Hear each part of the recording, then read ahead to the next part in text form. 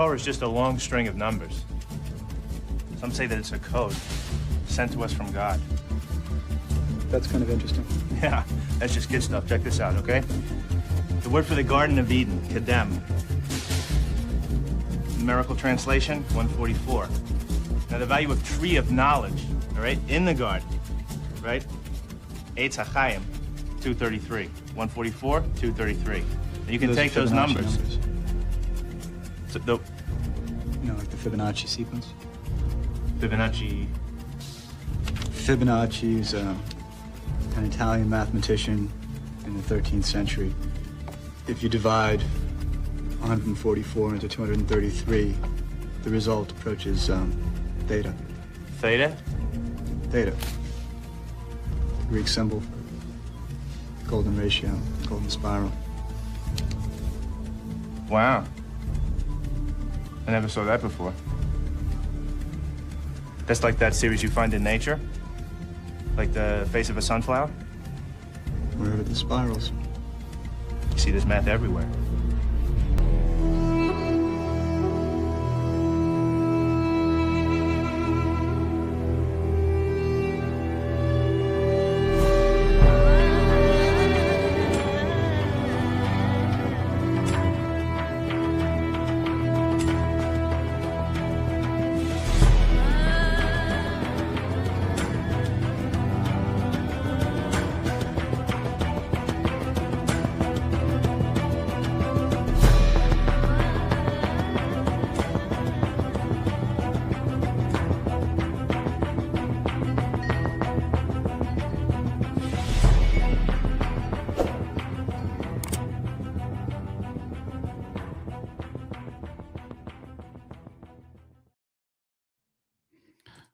Welcome back to the Gnostic Informant, and you are about to attain true gnosis. True.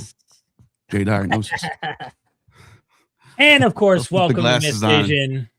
Yeah, we're live on both channels right now. So listen, bro, I studied under these people. I took a class in college. I took philosophy classes in college. First of all, I know everything there is to know. I know everything there is to know about philosophy of all time. Every single philosopher. But look, if you don't understand because if you can't, epistemologically ground logic in the metaphysical, and how do you even know that? That's a category error. It's a category error. Do you even know what a fallacy is, bro? How do you even know that? How do you even know that the scientists are correct? How do you even know that the scientific method is even correct? How do you even know where is the scientific method? Do you even know where the scientific method is? You have to find if you don't know where it is, then you don't. Can you ground the scientific method in my butthole? Can you do that? How many thousands of years did evolution take for a pee-pee to grow? How many? Makes no sense. See, they don't. They can never answer these questions. They just never want to debate me, even though I'd block them. They never want to debate me, even though I'll block every single one of them. Every single time. Oh, that's funny. I win. You won, dude. No, you won. You won. Okay? All right, listen, I'm going to keep the glasses on just for good measure. Look, honestly, I'm friends. I have a lot of friends in common with Jay. I get along with Jim Bob very well. We debated a few times. It was fun. Same with Andrew Wilson. I met Andrew Wilson in person. I met what's his name? Your friend as well. The Christian. Why am I forgetting his name? Michael Jones? No. Not Vlad or something like that. What the hell's his name, dude? He's your buddy. Dan? Which one? Which one? Than he works with Inspiring Philosophy. No, the one that Stephen met up with in California.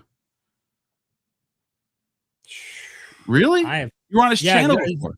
I was on his channel? Yeah. It's like Vlad or something. I don't know. I can't remember his name, dude. Huh. Anyways, I met him and I'm such a bad friend. I don't even remember these people's names now. Dude, what the hell is his name? Someone in the chat know who I'm talking about? I met him in person. He was really cool. The point I'm making is I'm friends with a lot of these people who are Christians and Orthodoxy. And the one who had the back and forth with Dan McClellan, and he had him on, and he was like, Dan McClellan apologized. Oh, Ruslan. Yeah, Why did yeah, I call him Ruslan. Vlad? Ruslan. I don't know where you. Ruslan. Yeah, okay, my fault. I was being very vague. I couldn't get to it. But Ruslan, met him in person with Andrew Wilson. I met Andrew Wilson's wife, Emily Wilson. Very nice. These are cool people. Having a beer with them, a great time. I have nothing personal against Jay. This is all just textual criticism. This is all just information warfare. None of this is personal. Okay. This is even if I call him an idiot or a doofus or I expect the same to come to me, and I don't take it personal either. So I just want to lay that out. Well, he already does that. You know, he does that anyway. Yeah. So whatever. The ad homs is all extra. It makes it more fun. It makes it more blood sports. I'm all for that. I can handle it. That's why I enjoy it. That's why I do this. I can handle it. I actually enjoy it. And I think they do too. But it's funny because when I went, there we go. This is the guy who I wanted to talk to. Holy crap! So it's a miracle. So this is we're just going to respond to your video, and I just thought it was so well done. There's a lot of parts that I thought could have been explained better because I'm just an idiot, so I don't really know half the stuff. I know you're rebutting him, but I don't know exactly what you're saying. So maybe we can go some of that stuff. Oh wait, what happened? But yeah, I was gonna go. We're gonna skip. We're gonna skip the back and forth. Let's not even react right now. Let's hang out with Dave and get his thoughts for a while. That's exactly what I was gonna say. Yeah. Is this a good volume? Can you hear me through the mic? Yeah, it's a little low. I'm not gonna lie. Yeah. Turn it up right there. Check. We hear you though. We do hear you. No, it sounds good to me. Yeah, it sounds good. Cool. All right. Yeah, I threw that thing together in like a day because I had just finished a Peter McCullough one, which took me like 2 weeks, and I was frustrated that it didn't get views. So I was like, screw this. I'm going to throw together 3 or 4 like one day, like really easy ones. So like go for the easy targets, and there's no easier target than this chode Jay Dyer. Well, right off the bat, when he tried to explain evolution, or he tried to sort of diss evolution as like, how many millions of years it takes for a pee-pee to grow? You need a full scrotum and a full set of balls for it to work. And the funny part is that you didn't even have to explain why that was dumb. You just, even the person who has no idea how evolutionary biology works, I was like, oh my God, this is this is stuff you learn in high school. Duck stuff. Yeah. I think that might have been middle school level biology that right there, if I'm not mistaken. Yeah. And we can talk about it, but yeah. If we can play that part, I think it would be kind of good for people to see if they haven't saw it yet. We could if you want. You have control of this, right, Derek? Yeah, I have this. So you want me to play the? Yeah, why don't we just play it from the beginning and we'll just pause it and ask him stuff, right? That'd be a good way to do it, right? What do you think, Dave? Does that sound like a plan, brother? Whatever you guys want to do. I was doing family stuff when we just got home, and I'm not sure. I may have to kind of jump in and out or whatever. But man, whatever you guys want to do. Cool. Here we go. Where I made fun of some random creationism videos, including one that I referred to as a cringy after-school special. One of the other ones was made by some jerk named Jay Dyer. I'd never heard of him, but in typical thin-skinned troll fashion, he threw a tantrum in response, thereby opening himself up for quite a lot more humiliation. Let's take a look. If you missed this reaction video, give it a watch at some point, since it was quite a rollicking good time. But either way, let's start with a very brief highlights reel for context. It's important to be aware of some of the dumb shit he said in the video I reacted to, and the basic science I explained in response, because he's about to pretend none of that happened. Here are some snippets so you can get a sense of it. You cannot empirically verify or demonstrate the... I'll pause it for him, because, might as well wait. I can't hear you, by the way, Neil. Here, he's back. He's back right now, so perfect. Okay, perfect. You almost missed the pee-pee, bro. You almost... Oh, you're muted. Oh, hey. Yeah, my kid was banging on the door. You're good. Here, I'll go right here. A little bit back. Boom. Empirically verify or demonstrate the billions of years that a chance universe would need to give rise to life or whatever, which I don't even think is... I think that's an absurd question to begin with, but... You can't empirically demonstrate what? What the fuck are you talking about? You can't empirically demonstrate the age of the Earth? Because yes, you fucking can, which is how we know the age of the Earth. Also, real quick, before we continue, so you're reacting to stuff, so there's like an inception here of reaction videos that are happening. He seemed to be saying, as far as life was concerned, of even arising, and that your reaction was simply on the Earth. Sure. I mean, it wasn't even being clear about what he was saying. Like, he could have been talking about abiogenesis. He could be talking about the age of the Earth because he's a young Earth creationist. Yeah. It's just This is basically very saying common for them to do. They always kind of combine those two together. I They- noticed that. this. Can you guys still hear me? Yeah. Okay, I'm not gonna use the mic. This thing just died. Oh, no. Yeah. Oh, let me turn the volume It's up. Satan trying to stop us, man. Yeah. It's gotta be. No, because they have zero understanding of science, they can't compartmentalize it. So they just think it's like when Kent Hovind wants to debate evolution, but he starts talking about Big Bang cosmology. You're like, what are you talking about, man? Are we talking about biology? Gish out.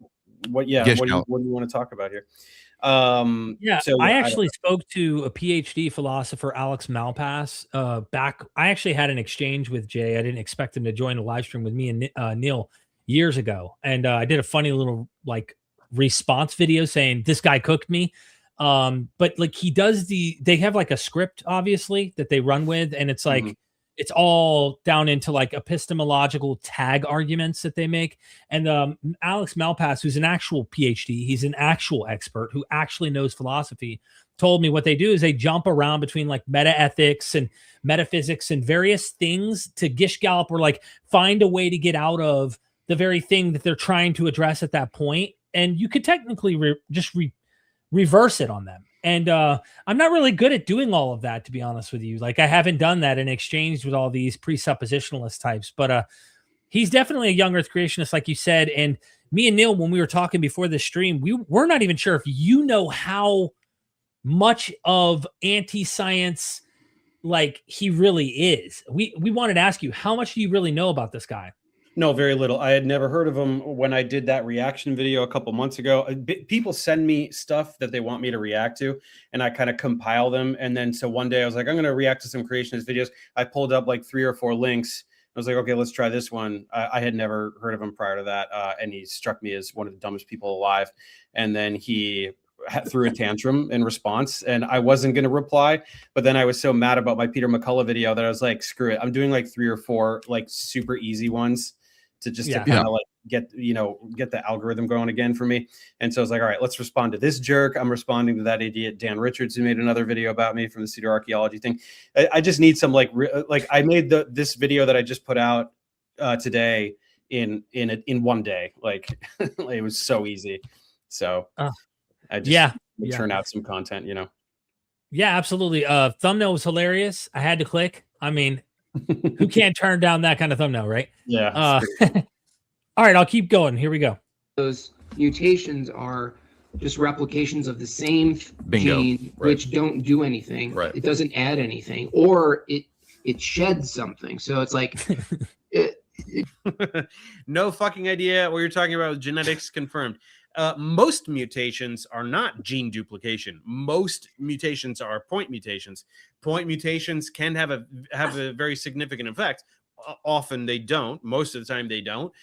Gene duplication is comparatively a much rarer occurrence. But if you have gene duplication, then you have the opportunity for neofunctionalization. That second copy can accumulate many, many, many point mutations to code for a completely different protein that could have a completely different function. And it started spinning, and then it kind of turned into a dust ball, and it kept Pause it spinning, real quick. and then it collected. Pause it Yeah. real quick.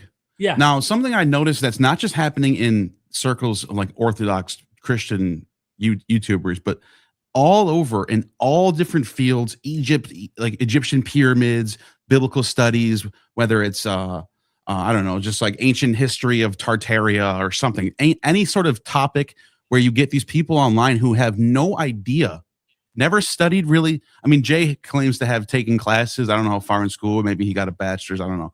Talks about that. It's very big. Some like Bible school, like a not a real school, and right. Yeah. And but these people have very little understanding of subjects, and they speak on it as if they are the authority, as if they have been studying it for years. All the experts are wrong, but I just went over here with my big brain and read a couple of Wikipedia pages, and now I know exactly everything about evolutionary biology and why it's wrong. It just happens to line up in my worldview. It's just crazy. It's a crazy like epidemic that we're seeing online right now. Yep. And this is very popular. It's happening because it's lucrative. I mean, Jay sucks at it, so I don't think he can get too much going. But I mean, over in the pseudo-archaeology, I disagree. I disagree. He gets a lot going. He's got a huge following. He's on Alex Jones. He's on the Alex Jones show. He's got his own slot there. I mean, go on there. And this is the this is the thing. This is the thing though.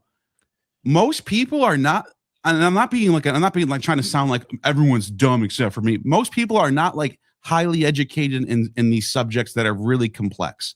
Most people have high school level, maybe a little bit, maybe they went to a community college and then they got a job at like some whatever. And they're not like thinking about this stuff. So they have the advantage that most people online aren't really going to know a lot of this. And if you're really confident and if you can appear to know and you have good editing style, you can really convince a lot of people. And sure, it just happens to be that people actually want this stuff to be true. Yeah, if you can feed them a narrative that makes them feel smart and special and above the establishment, right? It also feeds off of an anti-establishment bias, right? And so that's something that is already inherent in people. They want to listen to the lone wolf rebel over the establishment, whatever that would mean in that particular context. But then you have mountains of propaganda being thrown at them from oligarchs who are feeding into this polarization of the public against legitimate sources of information, right? This wave of post-truth propaganda is trying to nurture the attitude among the public that any legitimate source of information is corrupt and should be ignored. So right. anyone at any university, right? Anyone at any federal institution, right? Anything like that, except now RFK's, NIH, you can trust him because that's fine. Now that it's finally propaganda out of there too. You can trust Hoover Institute as well. You can trust certain PragerU, any of these. But it's just an intent. The intent is to polarize the public against legitimate sources of information. Right? Don't listen to anyone who actually knows what they're talking about, who actually has expertise. Listen to this jerk instead. I was going to ask you about that, Dave, because we all know the famous debunks. Okay, you have literally become, I imagine, I would just say I've found another debunker that has done things as vitriolic, as painful as you have on so many of these people's egos. Okay, as far as the intelligent design community is concerned, because we do have a rise in conservatism and in terms of Christian nationalism, all this kind of stuff. Have you noticed a huge spike in terms of interest in your debunks because of the recent last 4 years, if you will? Yeah, I'd say so. I think part of it is the growing frustration among the educated populace watching sanity slip away, watching pseudoscience become more and more mainstream to the point where it has now infected federal institutions. We've never seen this before, right? We've never seen CDC posting medical misinformation, right? We've never seen that before. That is brand new. So I think that a large sector of the public, and in particular the scientific community, obviously, and the medical community, are very alarmed by this. And there's not enough people pushing back. So I think I do get a lot of favor and a lot of traffic. People at the very least need a catharsis, even if it's just watching me dunk on some idiot like Jay. It's just sort of like a point for reason, a point for reality, it's a celebration of that. So this video is pure entertainment. Let's go through some more. Let's see some more. I was going to say, he's talking about a dust ball just magically somehow, more dust, and then it hardened and crystallized into a giant perfect ball that is. It didn't crystallize. It's called fucking gravity. You dumb piece of shit. All matter attracts all other matter by gravity. What good is 1/8 of a PP? It's no good. Like, you got to have the PP and the testicles, right? So what good is 1/8 of a PP? Because there would be millions of years where the process of the PP comes to be PP, right? Oh, wait, when was this? What good is 1/8 of a vagina? Right, Pause it. Pause it. Jay's Jim Bob's going, that's right. No, that's right. He's like, what?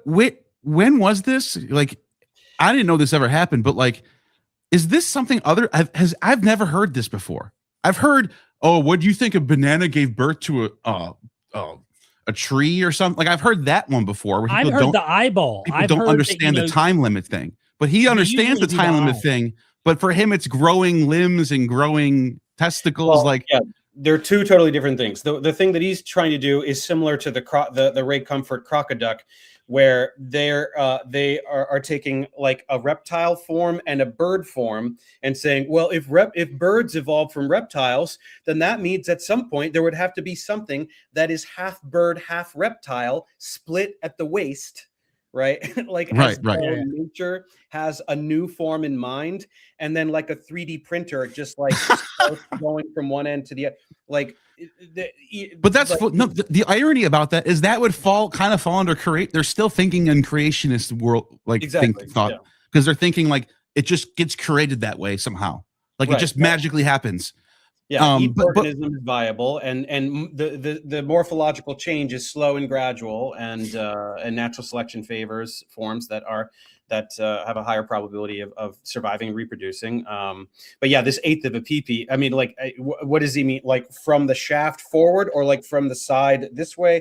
Like, what is he thinking? Like, there's so much wrong with this. Like, number one, all he would have to do is look around at extant forms of life that exists today, to see a dramatic variety in methods of not only sexual reproduction, with all kinds of different apparatus, but also asexual reproduction and combinations of the two, right? There are organisms that can reproduce both sexually and asexually. Right. So, it's like, yeah. And the reason why I'm even asking is I'm trying to legitimately, in good faith, understand what if he just completely has no idea, which is probably the case, or if he was actually trying to make some point here, and maybe half joking about it. Maybe but I'm trying to figure it out. I think you're right, Neil. I saw a video I shared yesterday. I don't know if you came across this smaller channel. It might be really cool if you did share the material. I'm not kidding, Dave, because you just did a hit piece. There's a really small channel by a guy called The Skeptical Agnostic, and he just did a thorough breakdown evaluating stuff you will never want to waste your time with, that Jay does these live streams. I'm sure you're not going to sit there and watch all this. He did the work. He watched it, and he saw how wrong and how he just doesn't understand genetics, fossil record. Like, there's just so much material he has no clue about when it comes to being. That's why I titled my end of this "Scientifically Illiterate," because he just doesn't know, and he's talking using creation. Well, here's what's important about this, because in their minds they are debunking something that's really stupid. So and the audience probably hears this and says, "He's right. That does sound really stupid. Wow, that is really easily debunked," because the thing they're debunking is not the models that is in peer-reviewed literature. They're debunking something that doesn't even make. It's not even the idea that evolution says it took millions of years for a pee-pee to grow, and then testicles grew, and then we were able to mate at that point, is completely. I don't even know if anyone's even said that before. Dyer before. I think that's. I think he made this up on the spot. It's basically a toddler level version of like a Michael Behe irreducible complexity thing. Yes. I think that's what he's trying to do. Like, he's taking something that's already stupid and disproven, even at the highest level. Discovery Institute is like the highest tier of creationist arguments. They're the most difficult to expose and debunk because they're educated people with doctorates that lie about primary scientific literature that you need to have the skills to be able to read in order to debunk what they're saying. He's taking that argument and going like, but the penis, the blah, blah, blah, blah. Like, he's doing the worst version of that, which is already bad even at its highest level. I think the commenter down here said something about he's being sarcastic. I think there is that, but there's a combination of poisoning the well. So he's like giving a false caricature, like Neil said, but then there really is, I imagine, if you pressed him, which this material inside and out, he wouldn't be able to. Exactly. That's why I'm asking. That's why I'm asking if he's actually coming. Because if you can say, "Oh, he's being sarcastic," all you want, fine. What is he being sarcastic? What's the point that he's delivering here? What is he attacking? Which part of evolutionary biology is actually under question here with this point? It doesn't make any sense. That's why I'm actually trying to be in good faith here. Yeah. He's pontificating on how under evolution do new appendages or organs or new anything about morphology change or get a new thing. That's what he thinks he's talking about. And I guess you have to be really stupid to think that's funny because it just doesn't hit. It's just this is just doesn't make sense. It's dumb. It's not funny. Like it's it's like a conservative comedian. It's just like you're both a bigot and not funny at the same time. So there's nothing here to do. Yeah, but that's why these guys like this. A bunch of people have been commenting in my video today, like telling me more about this guy because I don't know much about him. And he's the presuppositionalist and all this and all that. He's terrible at philosophy also, but he tries to use that to avoid discussing science truly. And it's like this guy, that's why he wouldn't ever do any kind of legitimate debate. Because if he was in a debate with somebody like me, number one, I would ensure that the topic of the debate was something science-based. Right. I would press him to be very specific about what area of science he wants to discuss. And then in the debate, every time he would try to retreat into philosophy, I would slap him in the face digitally and drag him back to the topic and humiliate him with questions. It's exactly like what I did to Lord Jamar. I don't know if you guys saw that. That was bad. Where I was just asking him to define like what is a day? What is that? Like, and he just can't. He can't even define basic terms. Just exposing the like aggressive stupidity of people like that. It's what I would do to Jay too. Right? It's just like, do you like you ask? It's what I did to Sabor as well. Sabor Ahmad. It's like they're trying.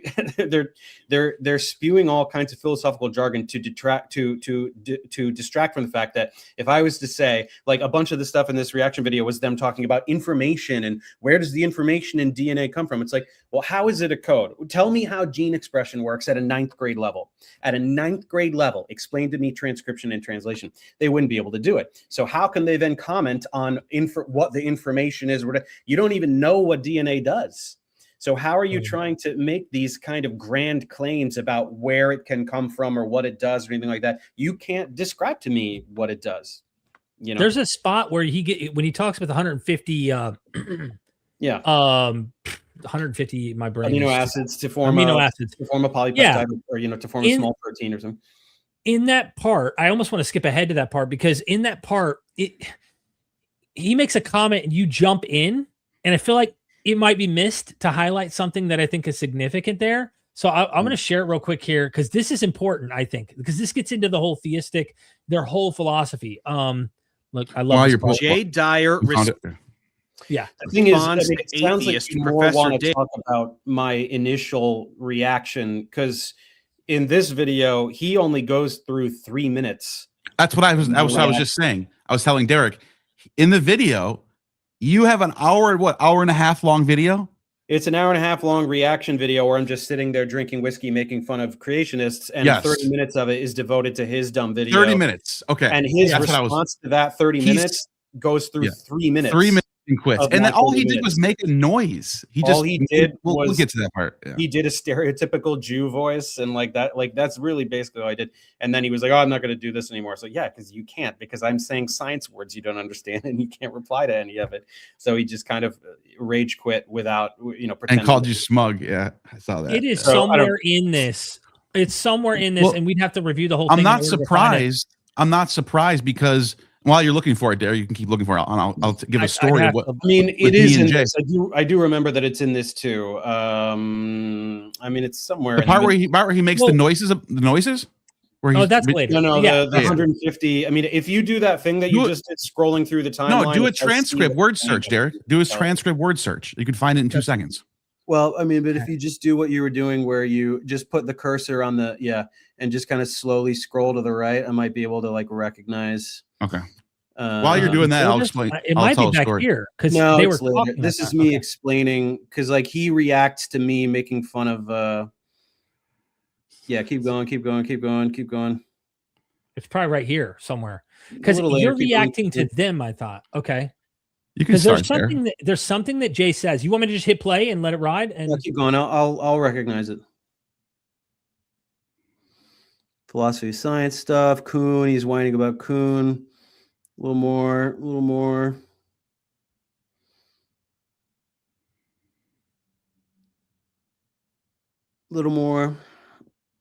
I'm going slow just to make sure you know how. Thank you for becoming a new member. Brilliant Events 5242. Thank you for becoming a new member. Appreciate it. It's around there somewhere. So let's play this here. Okay. Okay. I thought this was hilarious too. You're like, you said like to the second power or The something. Charlie Kaufman film. Yeah. Say something about science, idiot. All of their arguments are actually confidence games. As if that's not exactly what This tag is. okay. This made me go, wow, this is exactly what they do, dude. It's the biggest projection in the world. The way they operate, it's like sophistry, but like it's just about looking confident and kind of getting the opponent to look like they're contradicting something. So you actually believe this? No, that's not what I said. But then you believe this, but that's not what I said. And it's just a big dance of like, and it's the whole point, the whole time is just trying to look confident in what they're saying, and it's nonsense. Dave, epistemically ground logic.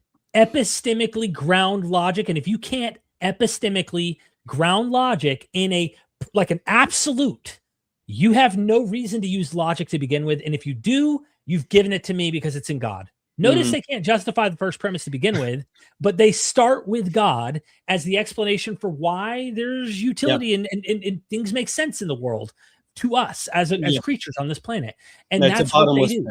Yeah. Let's deconstruct the logic of what you just said. And then, by the way, demonstrate for me that your God exists. Like it just, but that's what they want. As long as you're wrapped up in that, you'll never talk about science, which they don't want to talk about science because they don't understand science. So that's why he would absolutely rage quit a debate with me, is because I would not entertain that for a single second. He did that with me when I joined one of his Twitter space or X spaces, and I was talking to him for about 10 minutes. It felt like 5 minutes, and he muted me and kicked me out, and I'm blocked on all his platforms ever since. Right. Yeah, all because all I did was when I said, hey, where do you think the idea of the Trinity comes from?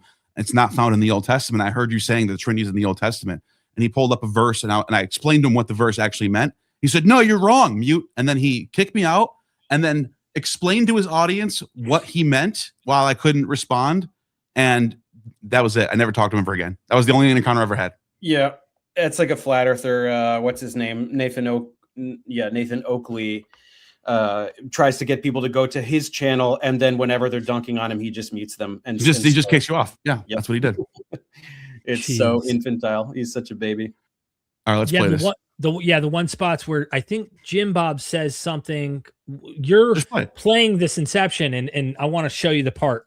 And I say that because argumentation is about philosophy. It's not about peer-reviewed studies and who has more evidences. And I can pile up 55 peer-reviewed studies for my point. That's what normies think is intelligence. That's what dum-dums, that's what the ladies on whatever podcast like Not So Erudite think is smart. Only stupid women provide evidence for things. Yeah. And by the way, peer-reviewed articles have arguments in them. So if you're citing it, I would just try to level with him here and say, you're right. Just throwing peer-reviewed articles at somebody doesn't win you an argument. You need to understand first of all, the peer-reviewed article has to be saying what you're saying too. You can't just throw out an article. I've seen people do this where they throw an article out and it says the opposite of what they're saying. So, okay, you can be right about this. Throwing articles doesn't mean you're right. However, if the article is making arguments from data that you're trying to argue, then of course you should use it because it's peer-reviewed and it's trustworthy. I think the reason, though, I have a different interpretation of why Jay's doing this, and that is him and his ilk will never enter the peer review arena, because if they did, even in the philosophy realm, like he claims to be notice he keeps talking about philosophy. Alex Malpass, all these guys who are actual PhDs are like, dude, this is a joke. This is not taken serious. PhDs in the field are not taking this guy serious. His arguments are not taken serious in philosophy, the way that he's presenting this stuff. And he jumps around again, Gish Gallops. But I have a feeling that part of him saying that is the fact that they're not getting past peer review. Nobody's taking it serious. So why wouldn't you poop on the whole institution of a process in which self-critical thought and analyzing the data to try and get closer to the truth would be what you would do? You just shit on the whole institution. You go back to an ancient book or ancient establishment. Ignore any source of legitimate knowledge and only listen to me. Whatever I say is truth. Unless someone does actually write peer review that agrees with them, then they'll cite it. Then they love it. Now all of a sudden, look, it's peer reviewed. Yep. you get from ChatGPT, right? Only stupid women who won't have sex with me think that referencing well-established science belongs in an argument about science. Doing actual scientific research and publishing it in journals is super gay. Obviously, all that matters is mental masturbation and throwing out random philosophical I use that term all the time, by the way. jargon. This loser is like if an inferiority complex became a person. Because what you're referring to as information is just a sequence of bases. That's it. You have monomers that polymerize, and that's it. That's all there is to it. So it just is what it is. That's not even a response. This is so low tier. I actually thought this guy might bring a little bit of response, a little bit of attempting to deal with what the actual argument is. You don't have an argument. I do, and you're refusing to engage with it. The information in nucleic acids is the sequence of nucleotides. It is what it is because things indeed are what they are. Stop whining and respond to what I'm saying, numbnuts. Because if information isn't meaningful, it's just what it is, then Dr. Dave's arguments aren't meaningful. And his words on his live stream are not meaningful and have no purpose or telos. Oh, snap. If DNA is just stupid, godless molecules, then Dr. Dave is a dumb butthead with no meaning or purpose. Sick argument, bro. You're allergic to good faith discussion. I didn't use the word meaningless. You keep using that word. Transcription and translation. This is what genes do. Talk about this. Talk about base pairing. Talk about codons. You can't do it because you don't know what this is. Cry about it. You don't know what molecular biology is. Yeah. I wanted to add a little nuance on this because even if Jay was legitimately, believed in that there is a telos to all the information and the way life is, seems to be just always winning, like life is always making through and passing through all these hard habitats and stuff. And he thinks I tend to even think this way, that there might be something behind the cosmos and reality. But what does that have to do with, how does that get us to the Bible, Christianity, 6,000-year-old earth? And also classical philosophers from antiquity tended to, most of them that I read, like Plato and Aristotle, thought that there was a lot, this is the reason the cosmos was logical, and there was natural things happening that the gods basically set up. They didn't think like magic, everything was magic. So you can believe in a telos, like Aristotle. That's actually an Aristotelian word, by the way, telos. And also be a naturalist at the same time. It doesn't necessarily mean if evolution's true, then there can't be any meaning or anything like that. I guess the point I'm making is, why does it have to be, if evolution is true, or either Christianity or evolution? Like it's like nothing in between. You know what I mean? Right. But also much more importantly, where is the telos in gene expression? What is happening on the molecular level that is not explained immaculately well by what we understand of the physical world? What's missing? Right. He can tell you because he doesn't know how gene expression works. Right. He's like, oh, information. It's this magic special sauce from God or whatever. No, it's the sequence of nucleotides. Right. RNA polymerase reads it, makes an mRNA transcript. That's read by the ribosome, and you get a protein. That's it. We understand it very well.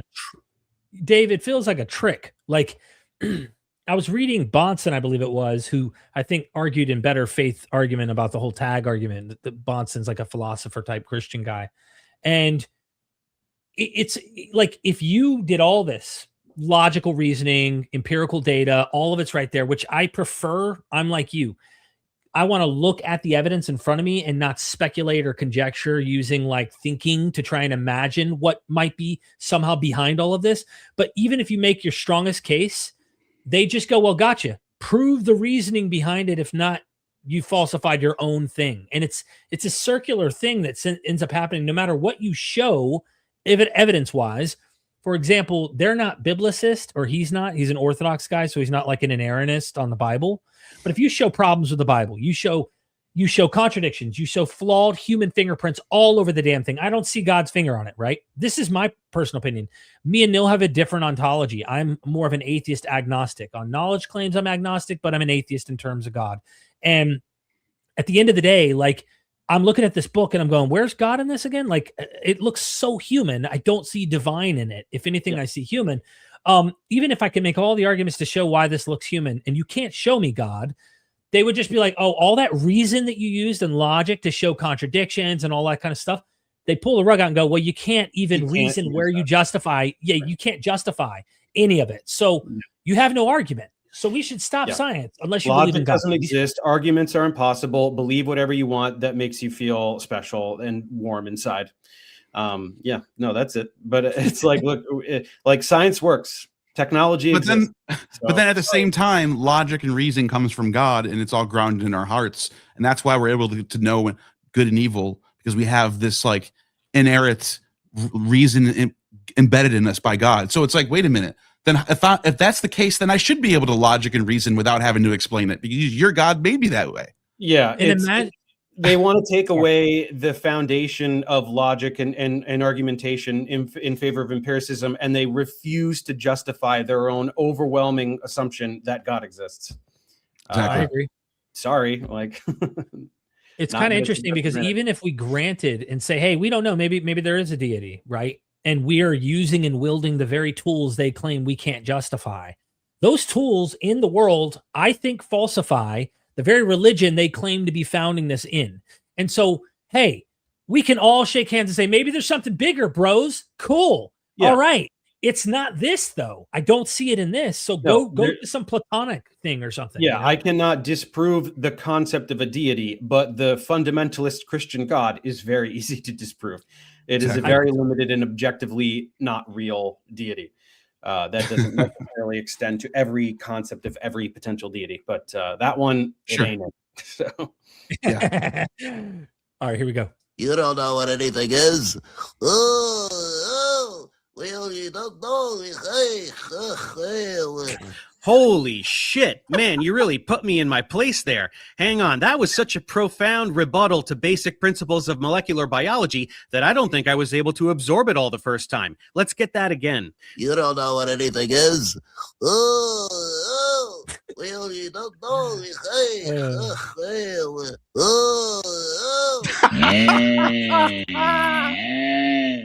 Okay, I got it this time. All of molecular biology is wrong because you made a whiny cartoon voice. Okay, serious question. Do you have fun making these? You have to laugh at your own shit, man. I do. This is so genuinely funny, and also the easier it is for me to make, the more fun I have, because the more laborious it gets, the more I kind of get bogged down and burnt out. Yeah. When I'm churning it out at lightning speed, because it's so easy, because it's Terrence Howard or a flat earther or some jerk like this. It's so fast and it's fun because there's just like, it's so easy to make fun of these people. Like, it's just so easy. He would have been better off not even addressing the video. Oh yeah. No, the fact that he turned this was a mistake. This looked bad. Yeah. And if he replies again, which he probably will, because he's an egotistical maniac, it's just, he's just going to become another punching bag in my rotation that I will just humiliate from time to time. Would you debate him in a formal setting, like, or would you debate him in terms of? Yeah, I would debate him if it was hosted by a neutral third party with a very clear science-based topic and a moderator who would mute him every time he tried to get away from the topic. If that, then yeah, totally. That'd be good content. Absolutely. I would get a lot of views on that. Nice. Okay. I've been teaching science incorrectly this entire time. Also, I could be wrong, but that started sounding pretty stereotypically Jewish at the end. Do you think this guy hates Jews? Does anyone want to tell him that I'm not Jewish or that racism is bad? Therefore, it is a code from a human mind, you know. Or oh, Professor Dave, does the code come from the computer? Oh, is the code in the computer meaningful? Oh, or is it meaningless? Ugh. Okay, it seems like this is the angle he's going to stick with for the rest of the video. And Hyper Pryor seems to be impressed by it, since he thought it was worth $10 of his hard-earned money. Can you believe this douchebag? Pause it. Is that really the end of the video? Like, seriously, he doesn't say anything else after that? I mean, it goes a little longer. Yeah, no, he just does this Jew voice. Like, that's it. He just does the voice for the whole thing. Oh, yeah. Wow. That's horrible, dude. That's no. He said literally nothing the entire video. It's pretty incredible. It's also interesting how you point out he only reviews like 2-3 minutes, like up to 3 minutes or something. Yeah. Well, no, because he can't show people the video, because his position was that I didn't like make any arguments or explain any science or whatever. But that's why I played a couple of clips up top to be like, no, I'm explaining, like, and I shortened them a lot. Like that time, like when he's saying that he doesn't understand planetary formation, I talk for about 2 minutes about, you know, protoplanetary disks and angular momentum and how it flattens out, and then bodies collect at random orbital distances due to gravity, not electrostatic anything. And then they're spheres because you're you know, everything is trying to minimize gravitational potential energy, and the sphere is the shape that does that, right? Everything is as close to the center as possible. As I explain a bunch of science, and he just doesn't engage with any of it and just makes it a Jew voice. So this is the video that you were responding to, right? Jay Dyer exposes Professor Dave's scientism. Yeah, that's right. Yeah, and I don't think we saw the part where I just want to play it in the beginning where he goes over why he's right. Did we play that while you were here? I don't think he saw that. This is really interesting what he says here. So here's the strength of my argument, and the reason that I always beat these types of people, these scientism goblins, and I think everybody in this audience already knows why. It's because, first of all, I went to college with these guys. I studied under these dudes. First of all, the biggest reason why I win is I studied under these guys. That's your first reason. I don't think we're starting off too strong here. Your first reason is you studied under these guys. I don't know. How does that even, what would that even make? How would that even make you more right in any way?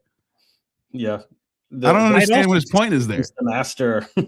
Like I studied under them, and I'm just so much smarter that I was able to debunk everything they said immediately. Yeah. Normally, when you study under something, you learn what they're teaching, and that's the point. You learn from them. You don't go on to debunk them and become smarter than everybody. Well, you know what he's I mean? just trying to pretend he's educated, right? He's just like, yeah, that's what I'm saying. It's total gaslighting here. But anyone who uses the word scientism non-ironically can be instantly dismissed. That's just code for any science that hurts my feelings is religion, so that I can even the playing field, and it will be even with my dumb religion. That's it. Listen, you guys are all wrong, because let me tell you, first of all, I've spent several years. Do you see my glasses while I'm telling you? Oh, it's like a tick. It's a tick. I don't know if he thinks that makes him look smart or what. I don't know, dude. I don't know. It's something he does a lot, though. It's funny. So my philosophy of science professor was one of these guys. He was like a hardcore atheist scientism guy. He was actually a pretty good philosophy professor though, to be fair. So what went wrong? He's a good professor and he's a scientist atheist guy, and he was good. And then what? Why is he wrong then? Well, is he going to explain any of this? Is he going to tell us why he's wrong? Let's see what he says. And that class was great because even though he was a rabid scientism proponent, he actually encouraged everybody to understand philosophy of science. And people like, I've never watched Professor Dave, but I'm assuming that he would not care about philosophy of science, because usually scientism, physics type people, Neil deGrasse Tyson, right? They don't care about philosophy, and they actually discourage people from looking into it or studying it, precisely because philosophy asks the questions that are difficult for them. This is what's so interesting about that. His teacher, who was a great teacher but was just an atheist scientism guy, encouraged him to go out and learn philosophy of science. Well, how do you know that you understand philosophy of science very well if you came to a different conclusion than he came to? I never thought. I'm just reading between the lines here. Something's not adding up here. Also, he encouraged us to learn the topic of the course I was taking. But no, the easiest way to summarize these jerks, I did one on this other guy called Formscapes that is basically a smarter version of this. And they all do the same thing. There's this guy named Thomas Kuhn who wrote a book called The Structure of Scientific Revolutions, which I read it in college too. Like most science students take a philosophy of science introductory philosophy science course. So I did when I was undergrad, and I read Popper and Kuhn and Lakatos and all these other guys. And it's interesting. I mean, it's thought provoking, but it's like, the thing is that early philosophy of science, when we're talking about, is empiricism valid and this kind of stuff, like that's a discussion for the 1600s and the 1700s. It's too late. Empirical science is valid. We produce technology. It works. That's usually what I say. It's fine to talk about epistemology and these kinds of things, and it's interesting. But what these jerks come at it from the angle of mental masturbation to try and discredit science. They're not doing anything. So Kuhn has this book, Structure of Scientific Revolutions, where he talks about paradigm shift, where it's like, there's this thing, and the quintessential example is the quantum revolution, and so, but the problem is they take that and say, see, all of science was wrong and changed to a different thing. Therefore, any science I don't like is wrong and will soon change to a different thing. Like intelligent design is the new paradigm over evolutionary biology or whatever it is that hurts their feelings, right? But there's so much wrong with that. Number one, you have zero ability to make the claim that any of this science that you don't like is wrong because you don't even understand in the first place. But it's also just at face value wrong because in the quantum revolution, Newtonian mechanics, classical electrodynamics, these models were not proven false. We still use Newton's laws every day. We use Newton's laws to send probes through the solar system. It was not proven wrong. It was we found the limitations. Well, right? Newton's laws work for objects that are bigger than an atom and going nowhere near the speed of light. Then we found out if you're going near the speed of light, you need relativity. If you're smaller than an atom, you need quantum mechanics. We need these other models to complement that. But it wasn't, like they just don't know anything. They know nothing about science. So that's it. But this is to their credit. At least they stay consistent in their worldview when they deny the moon landing or get into like Jim Bob. I think he's a flat earther. I think he's like somewhat of a flat earther, but I know he denies the moon landing. Like they will just they say like NASA is just tricking us. They don't really know much. Our technology is horrible. And it's like, I mean, we have the internet. We have like things that are just beyond people's imagination 100 years ago that we can look at. You can measure the world now and see how different it is after the revolution of science. And like, what happens when these people's family members get cancer? Do they go to a witch doctor?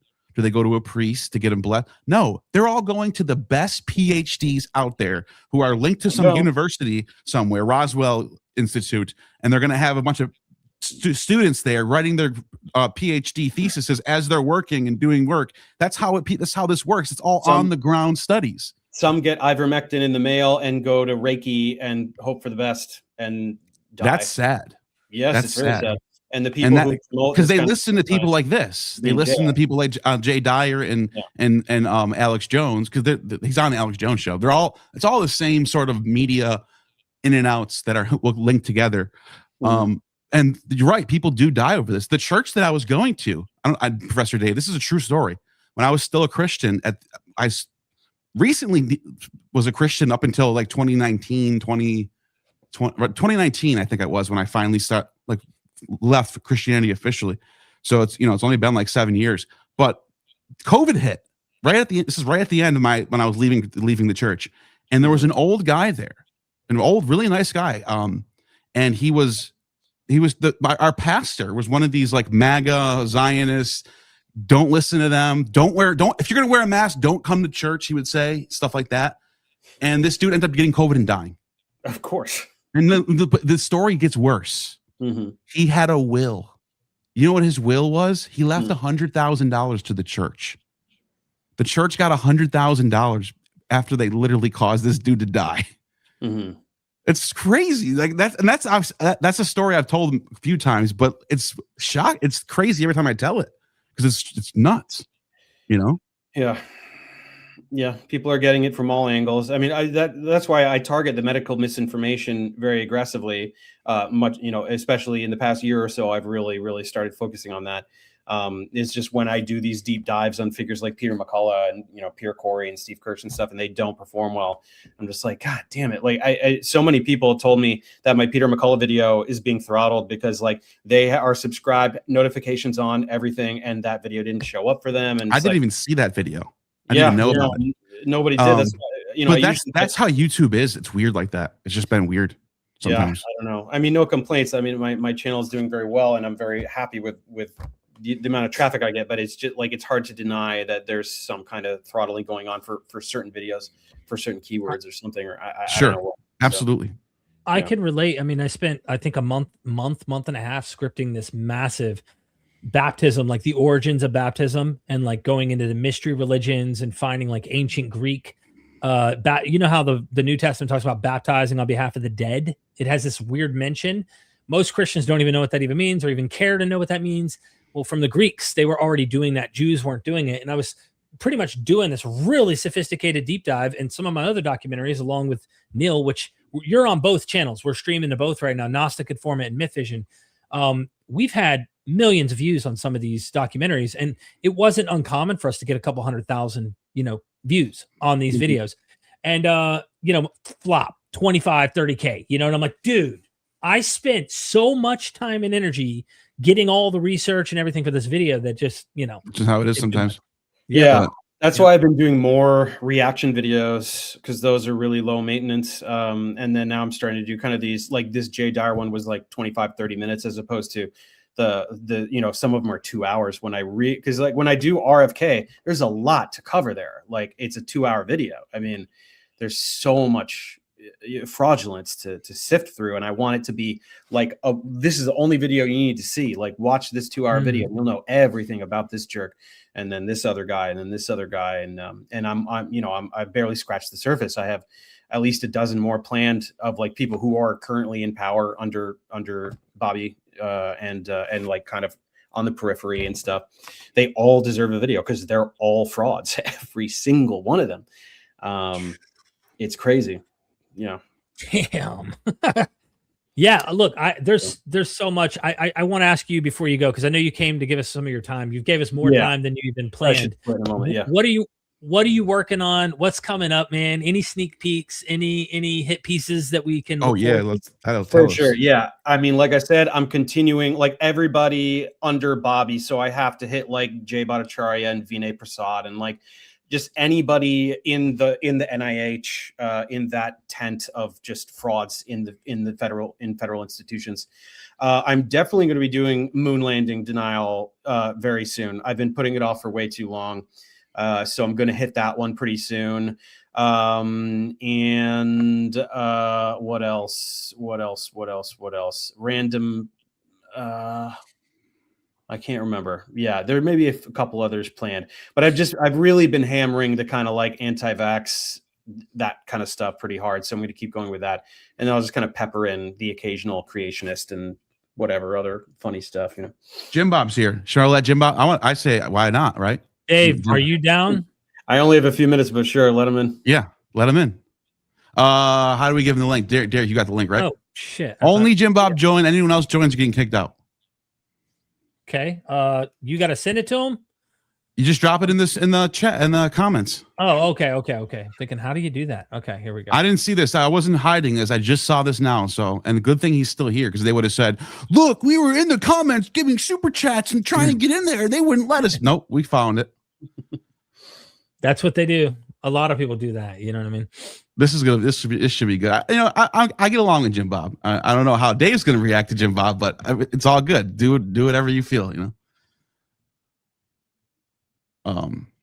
Is he there, or did you send it?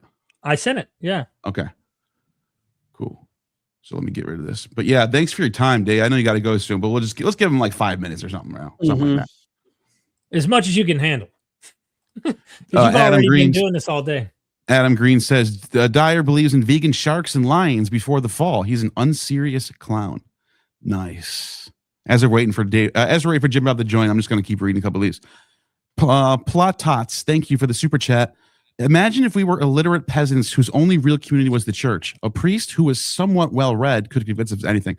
Great point. Well, I mean, these are the educated elites of you're going to listen to them on a lot of things. That's what the oligarchy is trying to get back to, right? They're trying to discourage people for like the poisoning, like just this anti-academia, universities are woke indoctrination camps, and the Marxism and the communism and everything is just, the goal is to get everyone as stupid as humanly possible. Yeah. Derek, he's saying, where's the link? I agree with that. I've already put it on there multiple times. Jim Bob, do you see the link? Here, let me see if I can. I'll try to send it, I guess. I put it in the comments. Yeah, I saw that. I'll try to pin it on my side. Oh, he's on my side. That's why he's not on your side. Duh. All right, there you go, Jim Bob. You should see it now. Well, no, I should be able to comment on both sides, though. Oh, is that how it works? I didn't know. I just pinned it, so there's no excuse now. It's pinned at the top of my chat right now. So if you can't see it, oh, I don't know what to tell you.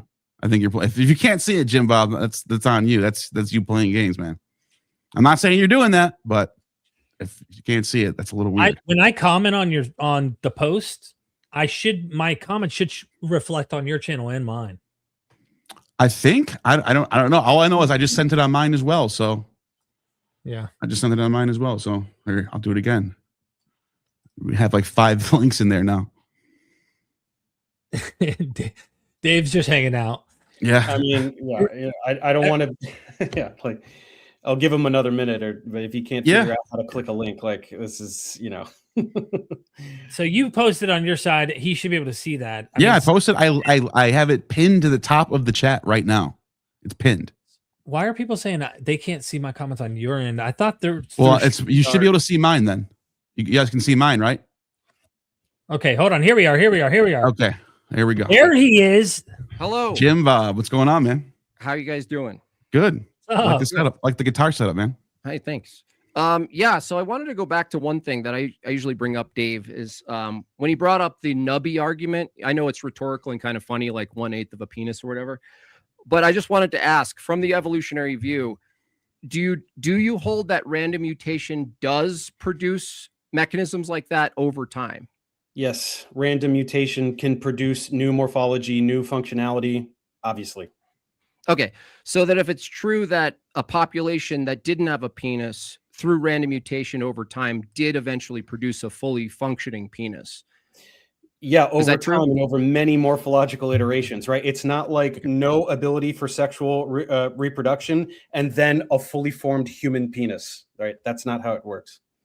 Okay, but the process from no penis to penis that you have now, is that functional the whole time in between A and B, or is it partially functional? Is it non-functional and then it's functional, or? No, it's almost certainly functional at all times. Yeah, you can have different kinds of penises. You know that there are different kinds of penises in the animal kingdom, right? Right, but the thing is, if there's different kinds of penises, then you would hold that the penis that we have now is just a temporary penis. Like, is it on its way to being a different penis over time? Evolution doesn't have like targets. Every organism is viable. If an organism wasn't viable, it wouldn't exist and it wouldn't pass on its genome. It wouldn't proliferate. All of our morphology is not temporary. It's not transitionary. It's not anything. We are viable organisms. And also humans are a bad example because we're not really participating in natural selection in the traditional way anymore. But you can go throughout the rest of the animal kingdom and just chart any kind of morphological change you want. And you can look at extant animals, whether you're looking at sexual reproduction or the eyeball or whatever other examples that you guys like to use, and see this wide range of complexity, from a very simple bundle of photoreceptors to a little bit more complicated eye to more advanced structures like a cornea and iris and lens and all these things. And you can do the same thing with sexual reproduction as well. There are very rudimentary phalluses out there. There are plenty of organisms that can do both sexual reproduction and asexual reproduction. So all of this talk of like, oh, it had to both a penis and a vagina had to evolve at the same time doesn't mean anything. None of it means anything. Okay, but from that view, a penis and a vagina did evolve independently through a time frame, right?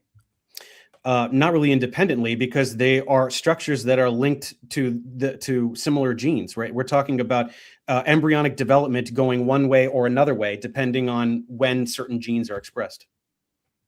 Okay, so that's what I'm trying to understand, is that if random mutation is the mechanism that begins the path, like the critical path toward a functioning thing, like in this case, a penis and a vagina, it sounds like you're saying between A, not having a penis or a vagina, and B, two different organisms having functional penises and vaginas, there's a lot of in between that has to have fully function that's advantageous in between, right? In between the two.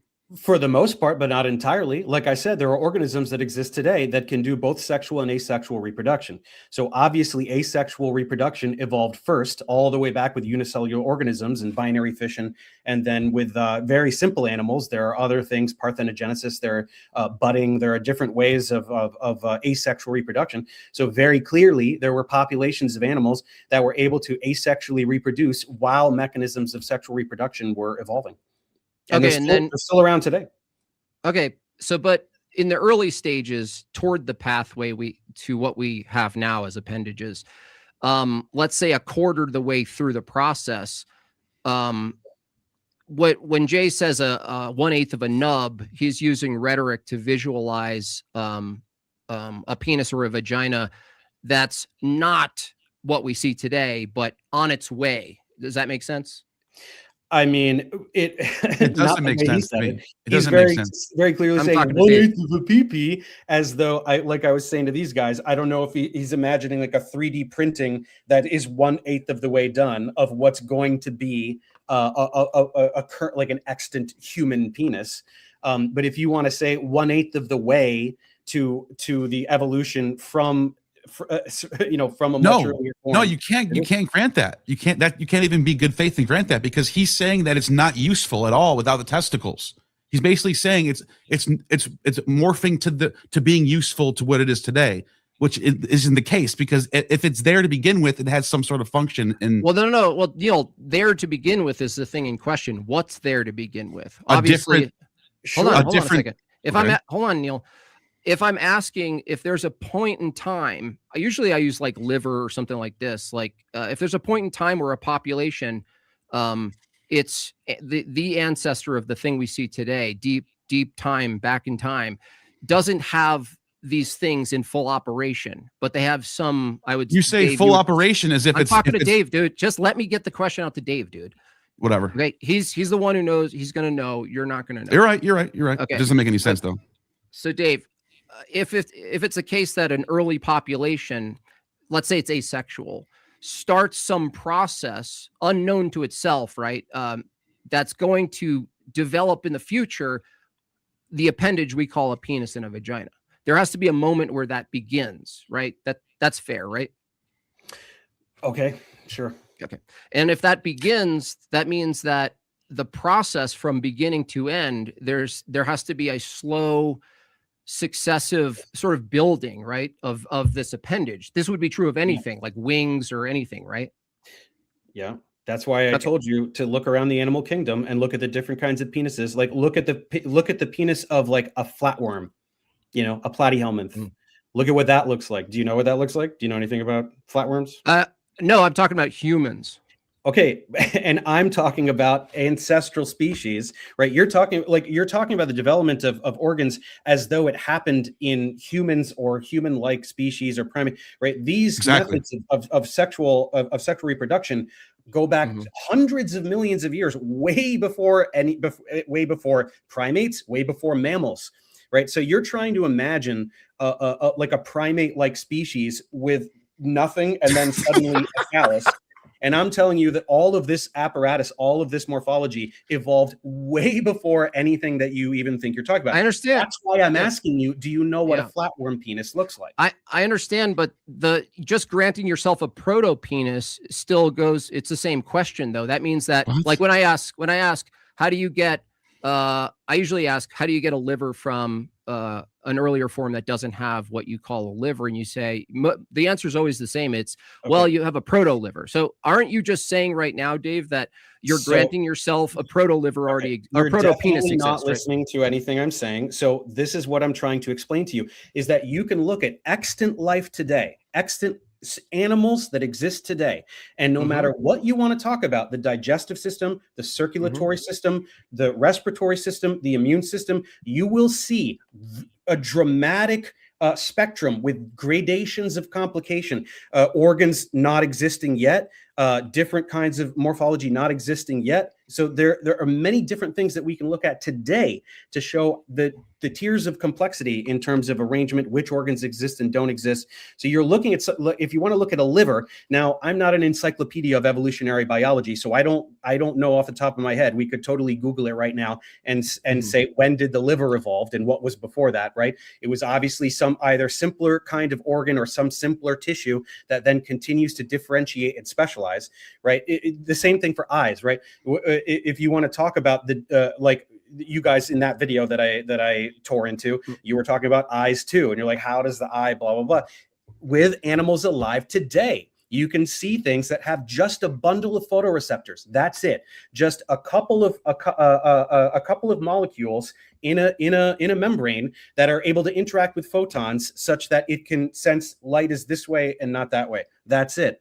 And then you can look at eyes in squid and jellyfish and stuff like that. And then you can look at the mammalian eye, all of these different tiers of complexity. So I think that the technique that you try to do is you try to look at a human penis or a human eye and go, what was there before that if there was nothing? And I'm trying to tell you to look at animals that are alive today, like a flatworm penis or, whatever all these things are, to see how much variety there is in I understand. That's a you're saying you're saying that there's variety with what we call penises in the world, and I agree. But simply pointing to variety, the question I'm asking is more so, what's the events that take place that goes from not having that thing to having it. So if you went back to the worm, okay, and you pointed to other things that have penises that are in a different phase of their penisness, then I'm gonna say, hold on. I know, but hold on. Let me get the question out. That's important though, because that made no sense to me either. Hold on. Let me say one thing. I just want to say one thing and respond to what you are actually think you're asking. It's very important that we're not talking about just variety, like, oh, this one's like that, this one. No, I'm talking about gradations of structural and morphological complexity, such that these like iterations that you're looking for, this is them. Right, a flatworm penis or something else for these very small animals. It's it's structurally very simple, and that's a clue. Yeah. It's an indicator as to what can have come before. Something like that can have come before on the way to a mammalian penis. I understand. I understand what you're saying, but the thing is, I could just highlight one of those things, and if I asked, well, this gradual process toward the types of things we see today in a variety, just look at the other things we see today, like this flatworm penis has a penis too. But isn't it true that from the evolutionary view, even that flatworm penis had to evolve from something before it that didn't have that current penis developed, right? Well, what we're doing is we're identifying this structural, this spectrum of complexity of whatever organ or system, whatever you're talking about, and we're populating it with all these instantiations of more and more complex. And all you're doing is going, oh, there's a gap here, there's a gap here. Now, I'm not a paleontologist, so I mean, I'm not a zoologist either. I don't know everything about all the animals that are alive today, and I certainly don't know everything about all the animals that are extinct. But most of those holes are filled in very readily by extinct forms that we are aware of. But I think that the thing that you're probably not grasping, because you want to know, how does this form, right? How does an organism get this appendage, right? So to begin with, how does embryonic development work mechanistically on the molecular level? Do you know anything about embryonic development? You mean like the development of an embryo that already posits a population exists? Sure. So what you're saying is, do I understand when a male impregnates a female and then there's conception, and that's that? I didn't say humans, right? Okay. I already told you there's a lot of animals that can reproduce asexually. But an embryo assumes there's a population that has the embryo, right? But you want to know about a population that has that we get a new, but don't show a human embryo. I mean, that's fine, whatever, it doesn't matter. But you want to know about how a new feature evolves, right? You're fixating on the penis. Well, hold on a second. This is why I wanted to stop you with the embryo. Hold on, let me just ask you. It's a clarifying question. Hold on. The embryo that you're pointing to, because it comes from a previous population, I assume the previous population that the embryo comes from already has these appendages, right?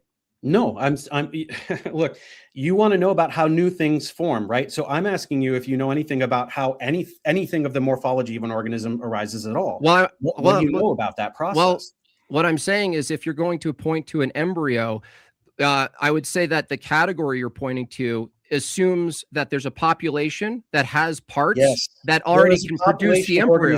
There is a population of organisms. How does the first feature forms?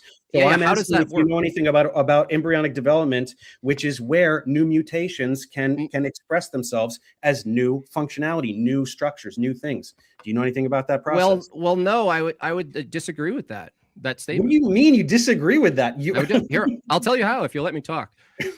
So during the process of an embryo growing, it's already pre-coded to grow, if it's properly growing, the things that that come from the previous thing. So for instance, and if that code changes, hold on a second. Just at the individual level, we're talking now. An embryo is an individual, right? Yeah. Okay. So during the process of an embryo growing, right, if you watch it grow, it starts to develop new appendages that's consistent with what it's instructed to do. Yeah. That's not that's not the same question as whether or not it is the same question. You just don't understand that because you don't know you're what not letting me is. Yeah, but you're telling me what I don't know doesn't actually solve this problem, dude.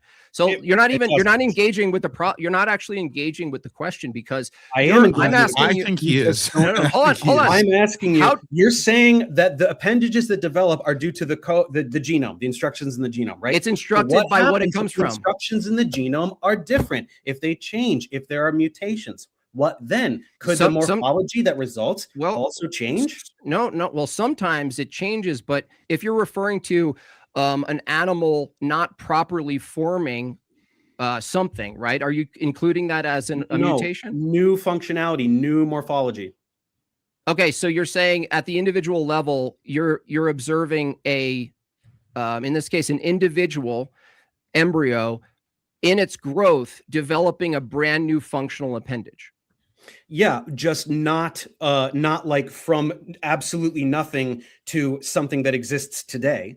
That is the product of millions and millions of years. We're talking about a new feature that is then selected for and enhanced and different, complexifies over time.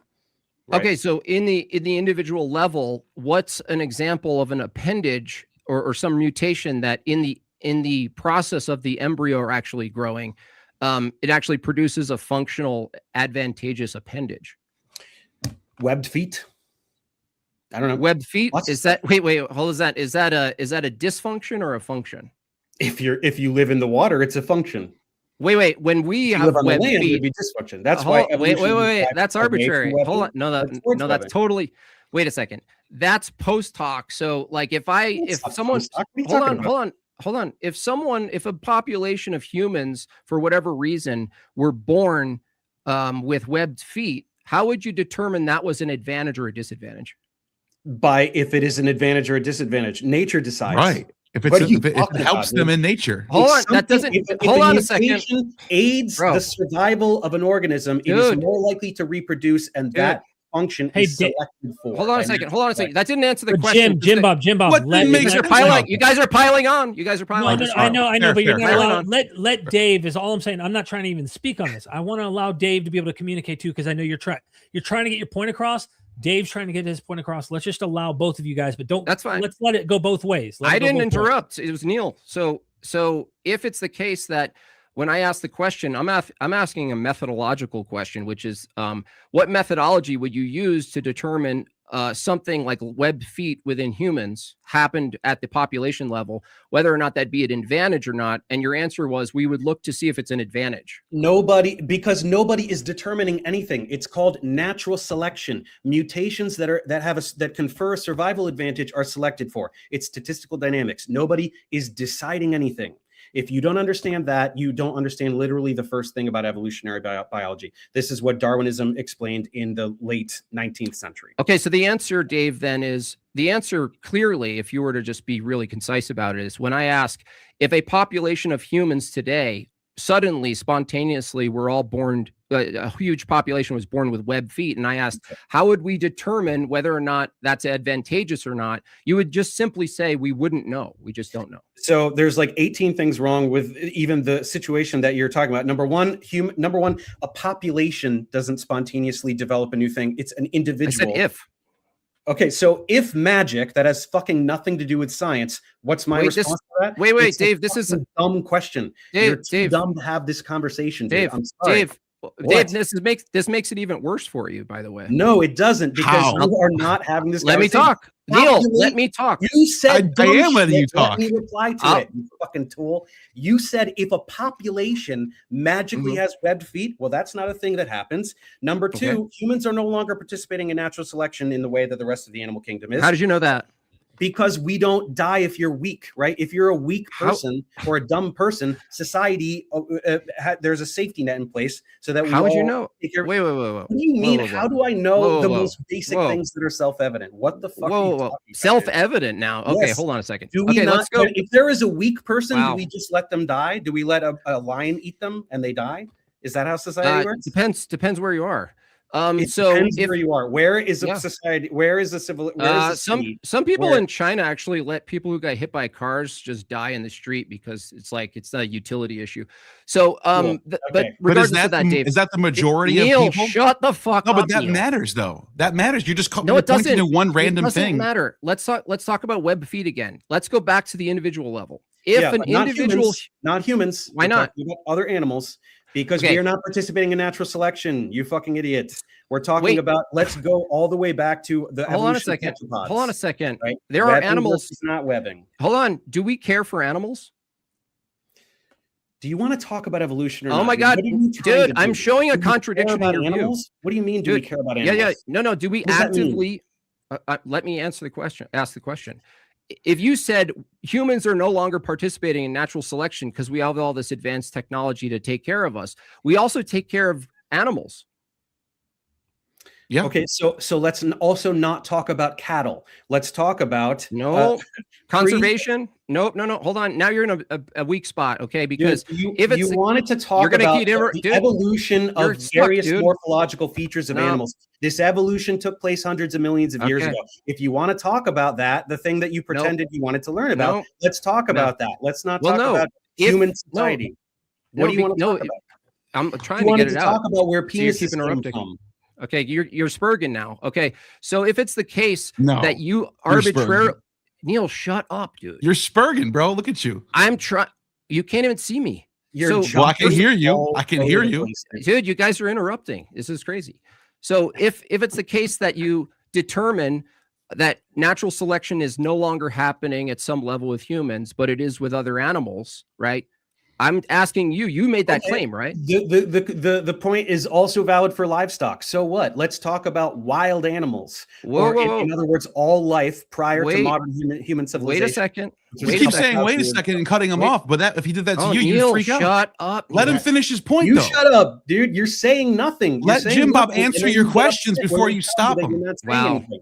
You Hold on, said Jim one Bob, thing, Jim Bob, I Jim Bob. explained how Okay. stupid, Hold on. so Okay, Neil. fucking pivot, or Okay, Let me you just Neil. say something real quick. Jim Okay, Bob, Neil. you keep asking a question, and then as soon as he starts to answer it, you go, "Hold on a second, wait a minute. But what about this?" He never gets to finish the answer to Okay, your question.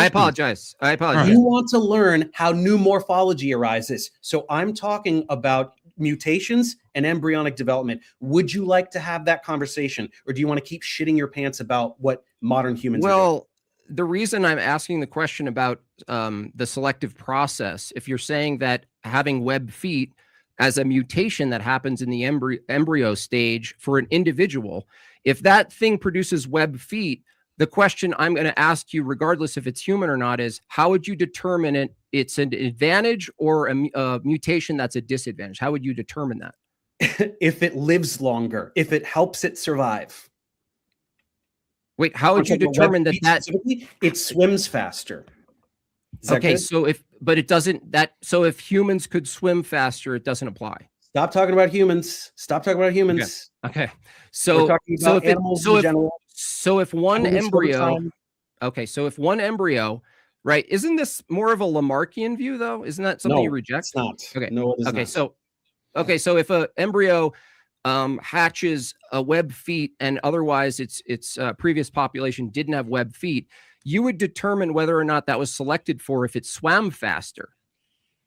If it confers a survival advantage, the question will always be, if it confers a survival advantage, then it is more likely to stay alive and therefore more likely to reproduce and therefore more likely to pass on that genome to offspring. This is evolutionary biology 101 that you should have learned in middle school. And if you want me to repeat it over and over and over again, I will, but the answer is never going to change.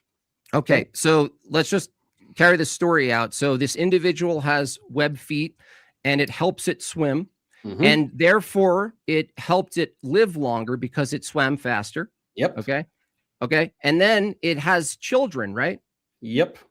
Okay. So what part of the process transfers that web foot mutation to its offspring based on selection? What do you mean? What process? Do you understand how reproduction works? You understand that the offspring gets its genome from the parents, right?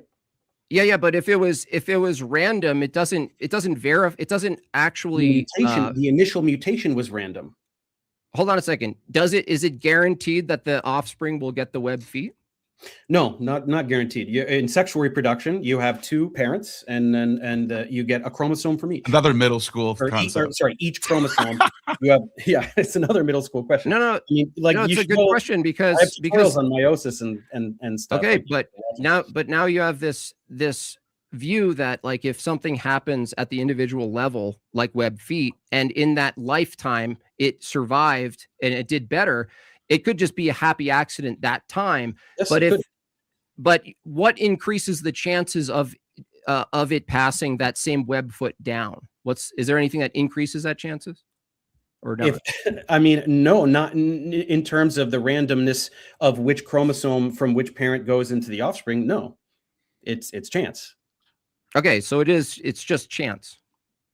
Which chromosome which parent? Oh my gosh, Neil. Can I attempt to just add some nuance here? If I'm understanding this right, if it has a better survival chance because it can swim faster, it probably has a better chance to mate because it can get out and find a mate. So it might have a better chance of producing. Also, most animals reproduce more than one time, right? There are animals that produce thousands of progeny.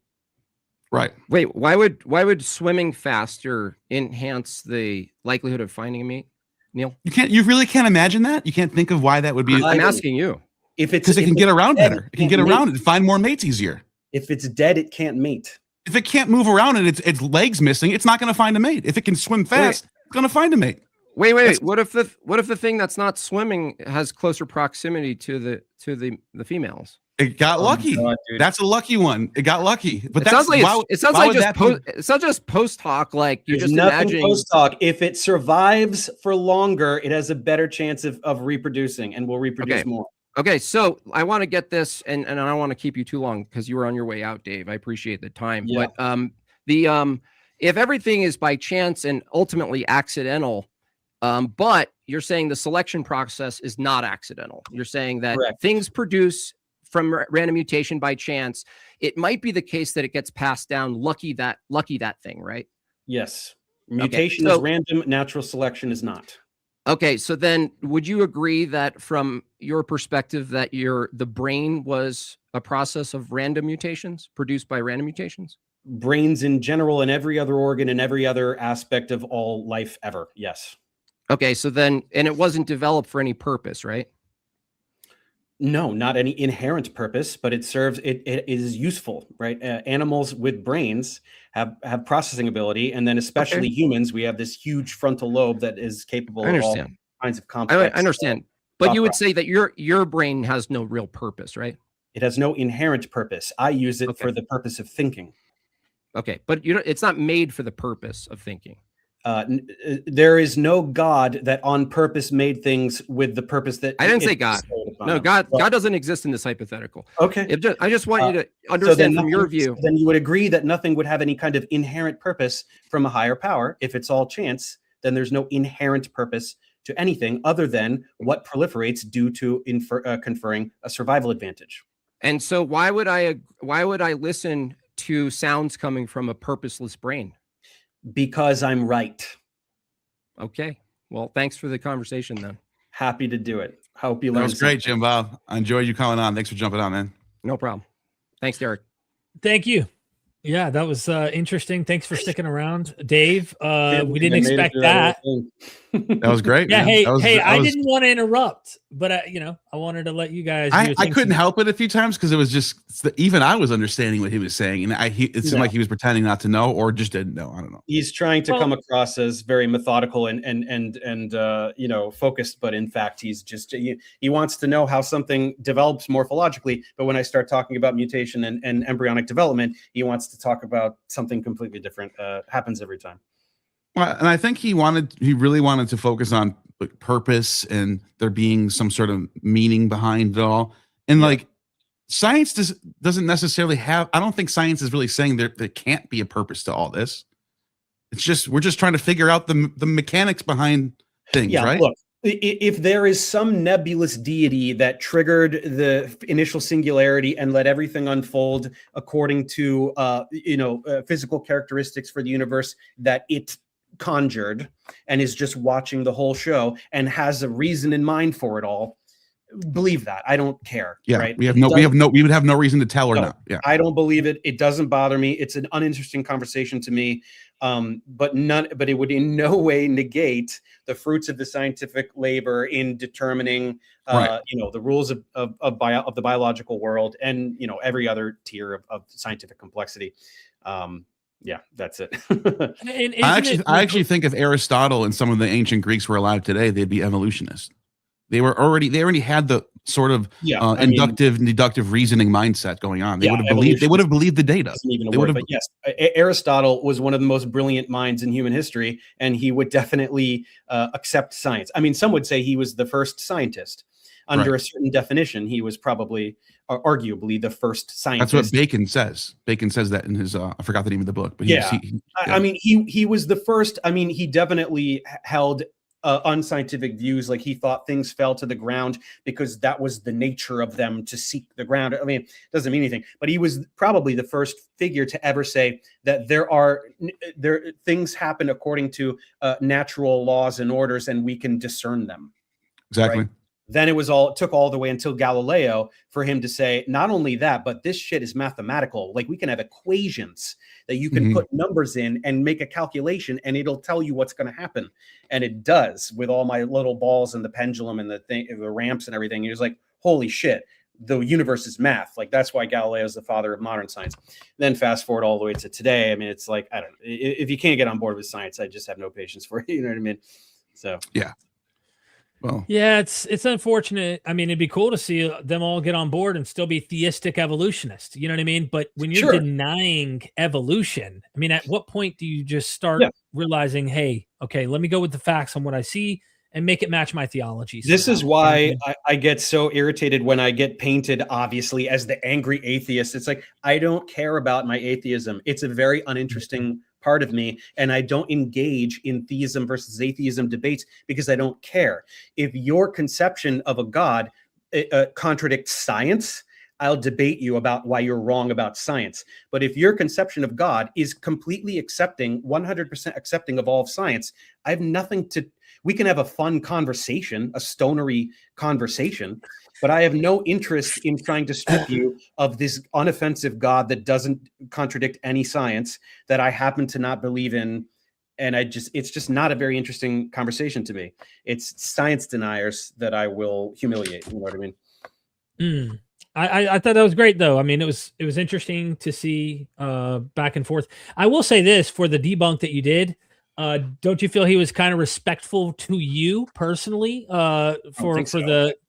compared to what he could have been? I mean, he could have been like, well, compared to Jay, he's a little more restrained than Jay. Jay is just like in a race to be. Oh, he would have rage quit really fast. Real fast. Jim Bob can handle it a little more. Yeah. Yeah. Yeah. So that was fun, I guess. So again, any final thoughts from you, Dave? We don't want to keep you, man. I want to be able to say, hey, brother, we're going to do a stream. Come on. I don't want you to think, oh, we're going to be stuck for a long time. But that turned into something. Yeah. Yeah. No, that was cool. And what is this? Coping and storytelling? I appreciate the $10 to tell us that, man. Thank you. You mean the storytelling of creationists and their stories? I mean, you can tell stories about science, I guess, but they can be interesting. Yeah, creationism will always be creationism and flat Earth are the two that are the easiest for me to just jump into. You know what I mean? Like when I do the anti-vaxxer stuff, when I'm debunking, Peter McCullough and everything, like you have to like look at their fake papers and like figure out where they're lying, and there's a lot more journalism and more discipline involved in that kind of stuff. So I have to kind of jump in back to creationism and stuff just for an easy, whenever I do a reaction video, it's usually creationism because it's just like off the top of my head, very easy to expose the stupidity of it, but that's it. That was fun. I think I have Guts at Gibbon on next month, and we'll be dealing with either young Earth creationist, or we're going to be tackling the interesting, I don't know if you saw, William Lane Craig made a recent video that he's been thinking this, but he like really just said what he thought. And it's hard to get him to say things this blunt. Mm-hmm. Adam and Eve are 750,000-year-old pre-Neanderthal, Denisovan, Homo sapien ancestors. And he went on record saying the Bible's wrong then. So the Bible's wrong then. That's what he's basically saying.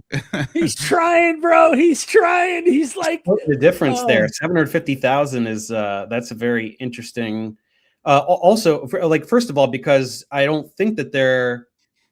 Oh no, yeah. Well, first of all, 750,000 years does not predate Homo sapiens. Right. Oh no, yes, it does. No, yeah, it does. Sorry. No, it does. It does Homo sapiens, but someone else brought this out in a. Would that be Homo erectus? Yeah, something it doesn't predate other very closely related hominid species. That's what someone else was saying, because it feels like what he's trying to do is create an umbrella for any animal type creatures that are like us, so that he can allow them to be under God put a soul in things like us. The last known occurrence of Homo erectus is 117,000 years ago, according to Wikipedia. Mm-hmm.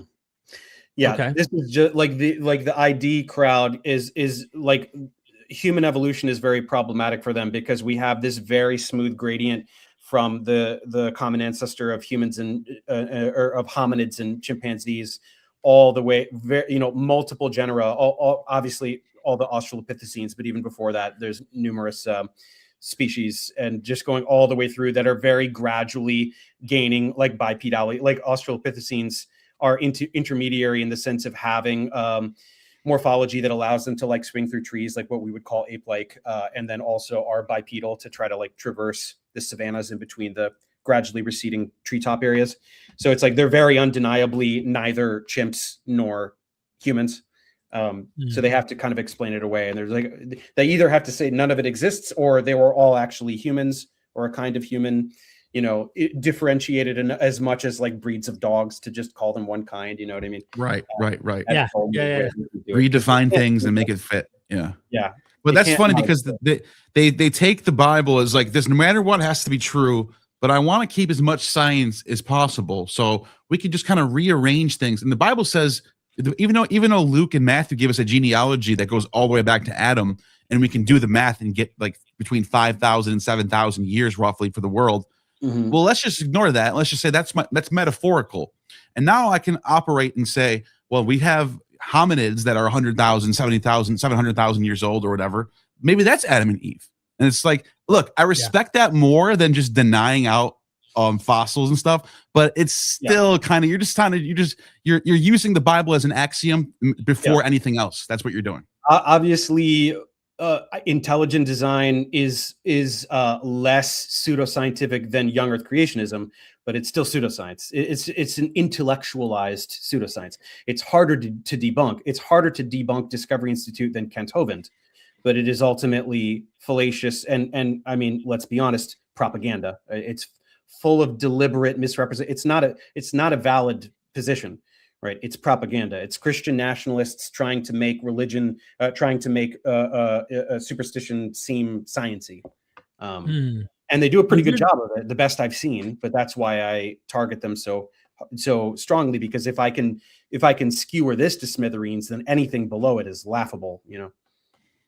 The academic that you debated on this whole abiogenesis thing that you famously have like really worked up. I can't imagine this guy doesn't think about you when he goes to bed at night. He thinks What's about his me name? every goddamn day. James Tour. James Oh, Tour. yeah. Did I ever tell you I emailed him to have a discussion on Jesus? Because he said, if you're a skeptic, he like sent this invite. Uh-huh. So I was like, okay, I'm a skeptic. I have a big channel. Let's talk Jesus. No And response. he's like, he said, no, thank you. What the hell is the point then? Because I wanted a dialogue. He said, I will come He's the on one and who just said it. say, He I will don't not- want to have a. Yeah. He will only go on channels that are sympathetic to his bullshit. Yeah, there's no way. Yeah. And then he's like, nobody will come on my channel. It's like, dude, you. That's what I'm saying. So, what was the Dyer. point of him making that announcement? If you're a skeptic, let's have a conversation, and then you reach out. No, what he does is if you don't believe in the resurrection of Jesus, you can email him and he'll have a Zoom chat with you for an hour. And what I've done recently is people have started baiting him into it and sending me the recordings. So in my last video, I included a few clips from, because people want to know what goes on in these Jesus talks, these resurrection talks. And it's just a PowerPoint that he regurgitates every time. He doesn't listen to a word from the other person. Like he's doing it for his like God karma points. Like, look at what a great guy I am, converting the masses. I'm doing all this great proselytization, all this great evangelical work. Does not care. Like there's so many times where like the person is like trying to talk to James about like, well, this is what's going on in my life. And he's just like, cool, back to my thing. Like doesn't care. Total autopilot mode.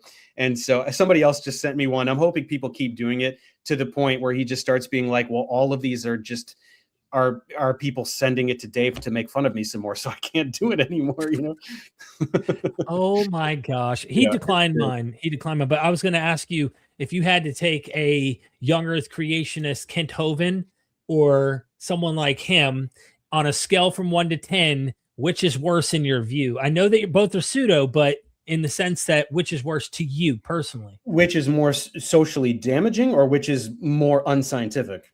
I'll allow you to give your explanation for why you would say either is worse in different ways. I mean, obviously, like I said, young earth creationism is way more unscientific than any of what the ID proponents are saying.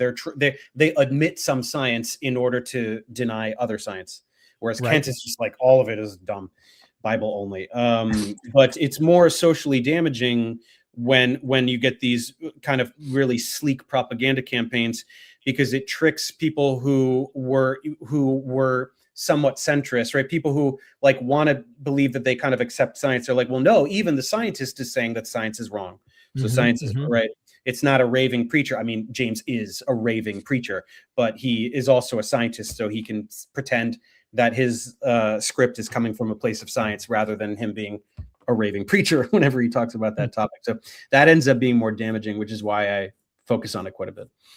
So it's like it's closer to reality in a sense, but you're saying because of they're drawing more people who are really interested in reality and understanding the world we live in. They're drawing more people doing that than the flat earther or the young earther. So in a way, you kind of have, I hate to use the word low IQ, but shit, I used to be a young earth creationist about 15 years ago. You know what I mean? I was a Bible thumper. And I was like, Bible is the truth, and I believe in my Bible, and it was just that was it. That was my presupposition. Yeah, I mean, you got fed that from birth, so it's going to be hard to. Yeah. It's a difficult process to shed your default worldview, right? But what I'm saying is that obviously the overwhelming majority of people that put any stock in James Tour Discovery Institute or anything like that are Bible thumping evangelical. Like you go into the comment section, it's like, praise Jesus, James is it? There's nobody like, oh, interesting science. Like they don't care at all. But the way it's dressed up, it gets harder to penetrate.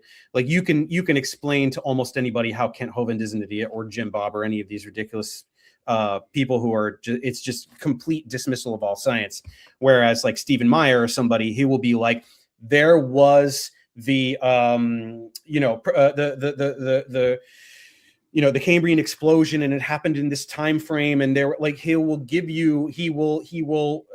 admit minutia in order to lie about certain key things in order to promote intelligent design. You know what I mean? It's more nebulous. It's harder to parse. You know what I mean? You have to be able to read the literature and show what he's referencing this paper. He's lying about this paper right here. It doesn't say that. Like, it's not like, oh, you literally don't know what DNA is. Like, they know what DNA is and they explain it, you know, kind of truthfully in terms of like what mutations are. I mean, they also lie about that. They lie about, you know, they deny macro mutations and stuff like that. But right. Dave, you're the man. Look, I appreciate you. Thank you for coming on. Clip the shit out of that. I'm sure that's going on the channel. So it could, yeah. Send that to me. I didn't anticipate getting into all that. Yeah, I would have replaced the batteries and gotten better audio. But I'll send you the file. Sounds good. That sucks that Jim Bob's camera wasn't working either. Yeah. Or maybe he was he. That was a great showdown, I think. Go ahead. So we could be Googling stuff and I thought that crossed my mind, but I think that would have been too perfect if he can figure out a way to pause himself, you know. Even then, though, I mean, like, let's be honest, he's never claimed. At a moment there, it sounded like he was acting like he's an expert. You know what I mean? He did say like, no, you know, and I'm like, hold on, I don't pretend like, and I've, you know, actually interviewed PhDs in this arena and stuff and had conversations. Yeah, I mean, look, to be clear, nor am I. Like, I'm not an expert evolutionary biologist. I just understand, like, through halfway of an undergraduate education in evolutionary biology, or, you know, close to a full. No, nothing in that conversation was like master's level, PhD level. This was all very basic 101 kind of stuff. Fairly basic. I mean, I have an enhanced ability to understand molecular biology because I studied chemistry. So when I read about that, like, it breaks down to concepts that I understand. But I'm not an expert in. I'm not like a true, you know, terminal degree holding expert in any of these fields. I just understand the basics and then some, depending, you know, chemistry, I know more than the basics, obviously, but, you know, evolutionary biology, I'm not, you know, I'm far from an expert. I just know the basic stuff, you know. Gotcha. Anything, Neil? We can let Dave go, right? I'm gonna peace out. All right. Thanks, guys. Thank you, Dave. Have a good one, bro. All right. Look, Neil, we got to zoom in. I was going to say final assessment here, man, because I don't got have a couple of super chats to go through. Yeah. I got dinner cooking. I could smell it. Yeah, Lev Polyakov, thank you for the 20. Says Kurt Metzger mentioned on my show a theory linking Sibylle to Metis and tying that into Mithras having a mother dynamic, even Norman Bates style idea of wearing the mother's identity.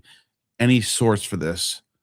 I don't think there's a source for this. That Sibylle in late Roman antiquity, not the Phrygian Sibylle, is connected to Mithras because you find her in the Mithraeums.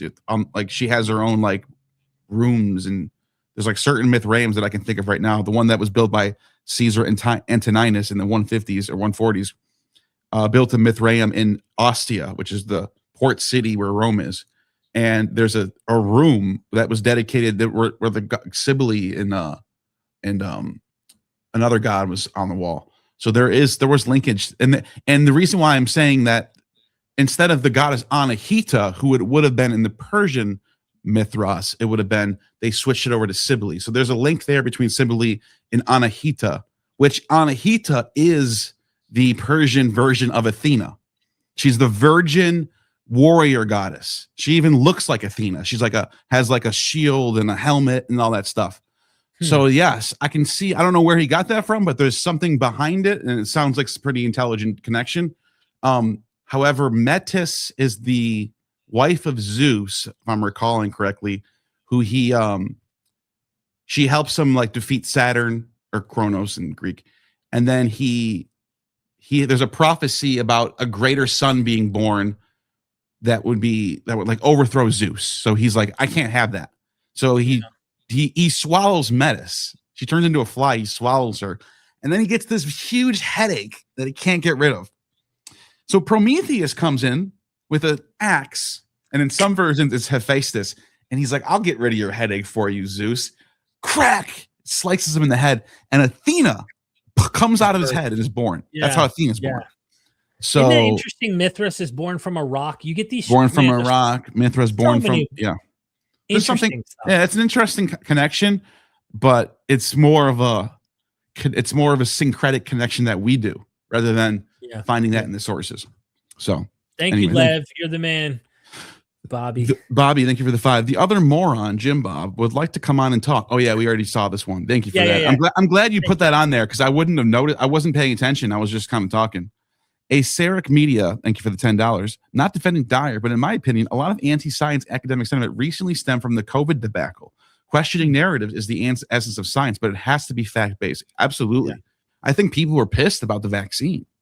People were like, I don't want to get a vaccine. Like this thing was not, it was quick.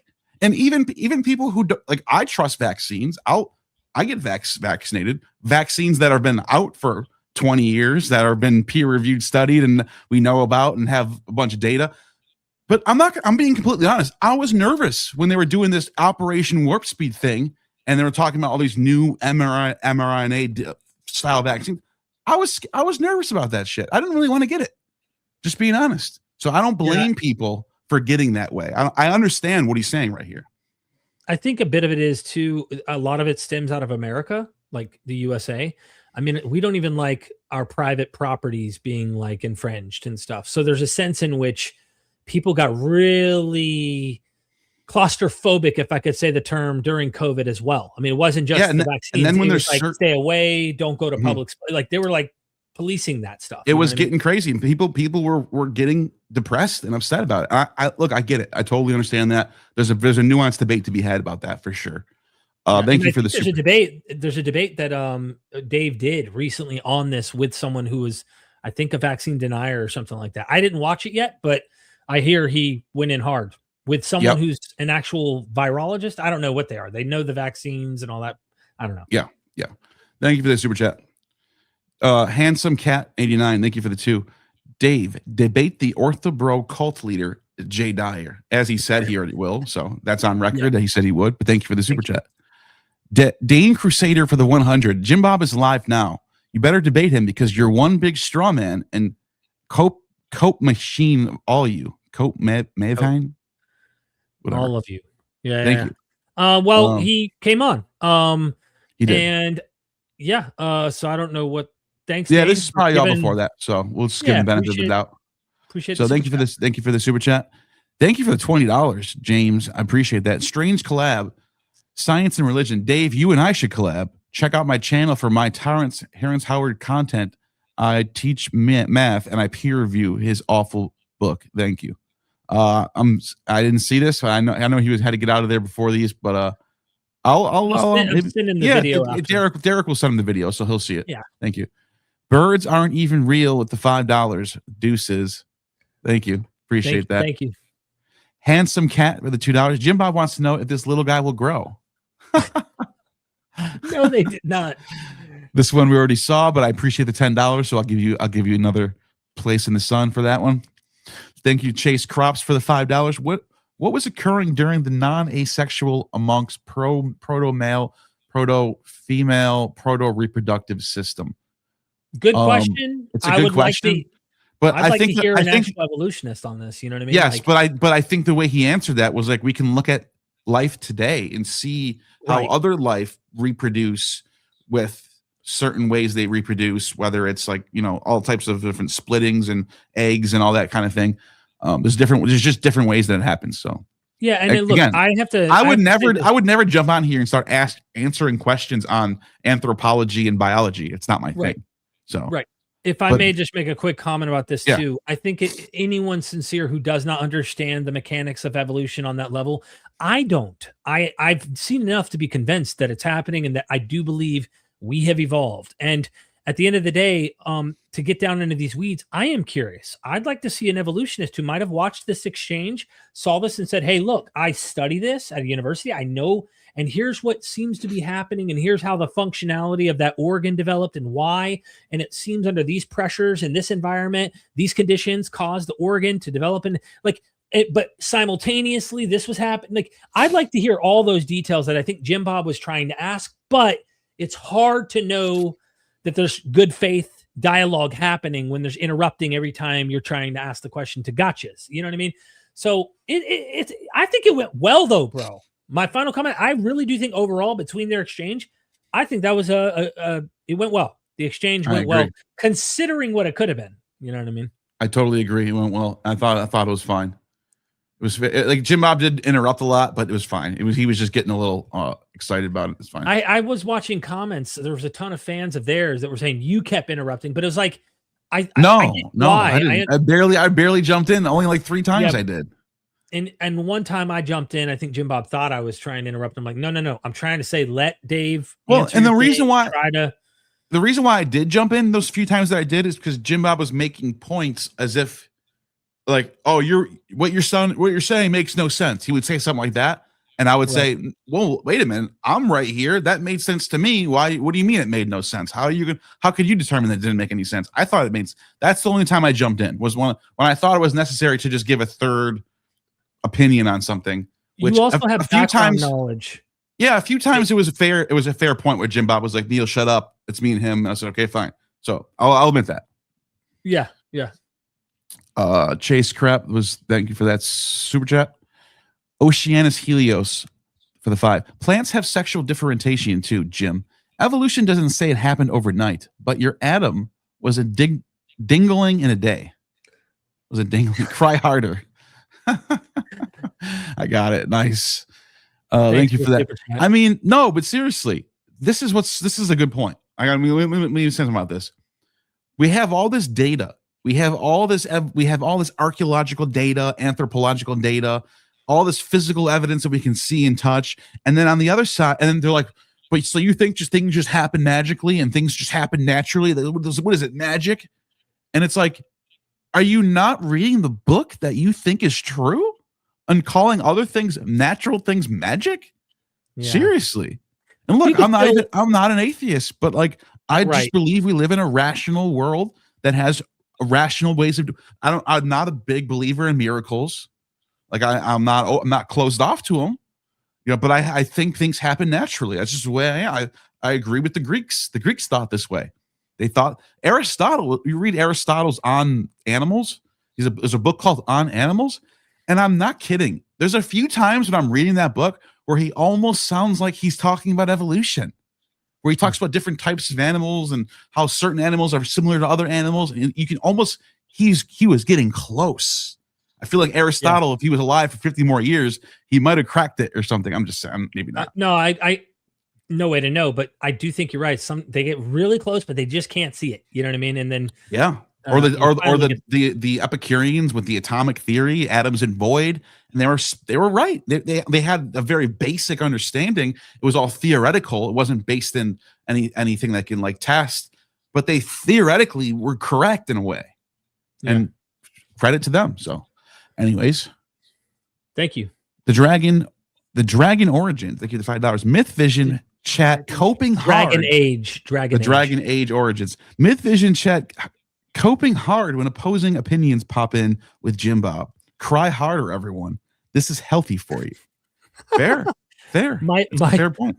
I didn't see anyone. I don't know what they mean by coping. No, but just saying people get mad with opposing opinions. You're right. People should have opposing opinions. It's healthy to have these debates online sometimes. Yeah, I didn't see anybody coping. I don't know what. Maybe they're just in the opposition, so they're calling it coping when they're like engaging and calling. Yes, but there are name calling. There's name calling. People in your chat calling you names, calling me names. I know. It's just how the internet is. I'm fine with it. Craig, thank you for the $5. The population to the individual. That's a neat proto-nub you got there. Hopefully a random process produces proto-gina. Oh my God. That was good. That was a good one. I like that. That was good. That was well thought out. I like that. That was good. Chase Cross, thank you for the $5. Evolution and survival are immaterial and is asserted purpose in intentionality. The tenets to naturalism denies these qualities objectively exist. Evolution and survival are immaterial and is an inserted purpose and intentionality. So the random mutation, right, under natural almost like saying evolution has a telos, has a purpose. Again, I think maybe I'm not closed off to this idea. I'm not an expert, but this is something I'd be open to. The tenets of naturalism denies these qualities objectively exist. I don't necessarily think that that's true. I don't think naturalism. We can have a naturalistic world and there can still be meaning. There could still be a divine purpose, as even Dave said. He doesn't believe that, but he says that might be true. So I don't think it's one or the other, Chase. That's what I'm saying. But anyways, before you go, I just wanted to show you something on Twitter that happened while we're on the topic of Jay Dyer, if you just don't mind it. So when I was up, so this happened, hold on, where is it? I got to find here we go. So this happened about a week ago. Dude, you got to watch this. You got to watch this. Can you see my screen? Yes. All right. So I'm just going to play the first couple minutes of this. Culture is just, like pregnant ladies sitting on lounge chairs being fanned by palm leaves and fed grapes. And no, it is temple prostitution. It is, if you want to get into that part. This is pagan culture. One of the practices of the Babylonians, and this was ubiquitous everywhere in the ancient world, all the way up until Christendom, is the practice of leaving your infant out to child exposure. Right. Right. So, we have this big problem today with abortion, but in the ancient world, it was the patriarchal family actually who would decide if we had too many girls, if they didn't like the way the baby looked, if it was deformed, they would say no, and they would just leave it outside the city. And which still exists in some places today. That part is true. There is people who still do this stuff. Super normalized until after the incarnation. All right, that's where I had a problem with, until after the incarnation. Now, I want to clarify. So I responded. I said this. Show me some effing evidence that people were just throwing babies out as common, this is what she said, common practice leading all the way up till the Christendom. This is made up nonsense. These people just make up their own boogeyman of history and then claim Christians saved us from them. This is how she opened up her statement. She's like, oh, this was a barbaric orgy. Like, she's basically saying these are barbaric pagans, and then Christianity came and saved us from that. When in reality, these barbaric practices were condemned by pagans going back thousands of years before, I would say at least to the classical period, maybe 1,000 years. I was being a little bit too, maybe I shouldn't, maybe I was being a little hyperbolic with 1,000 years. In some cultures, but in some cultures, especially like in Mediterranean and whatever, it doesn't matter. The point is, long time before Christianity came about, people were already condemning these practices. And so I actually she posted, she comes back and drops this. Okay. Drops archaeohistories, which by the way is just some random dude from India. Click on his thing. India. Some random, not a PhD, nothing, not an expert, doesn't cite any sources, just randomly talks about child exposure. By the way, that's AI right there. Look at how many. Bro, this is totally AI. Yeah. So I even said, cite an actual source for once rather than posting AI slop. That's what I wrote. Okay. And then I said to her, what the F is this supposed to be? You just reposted someone's post? Like, this is how research is done? So basically what she did was I refuted her nonsense and I added some nuance. By the way, let me clarify something. I could have been clear about this, and I'm trying to be fair here.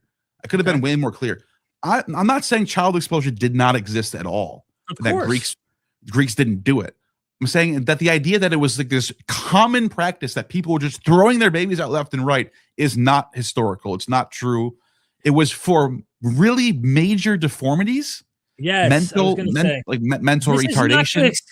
Not to excuse it. I'm just saying. Imagine in the ancient world without the medical treatments and the ways of facilitating these people could someone. not take care of these children back then. The world was not designed as it is today.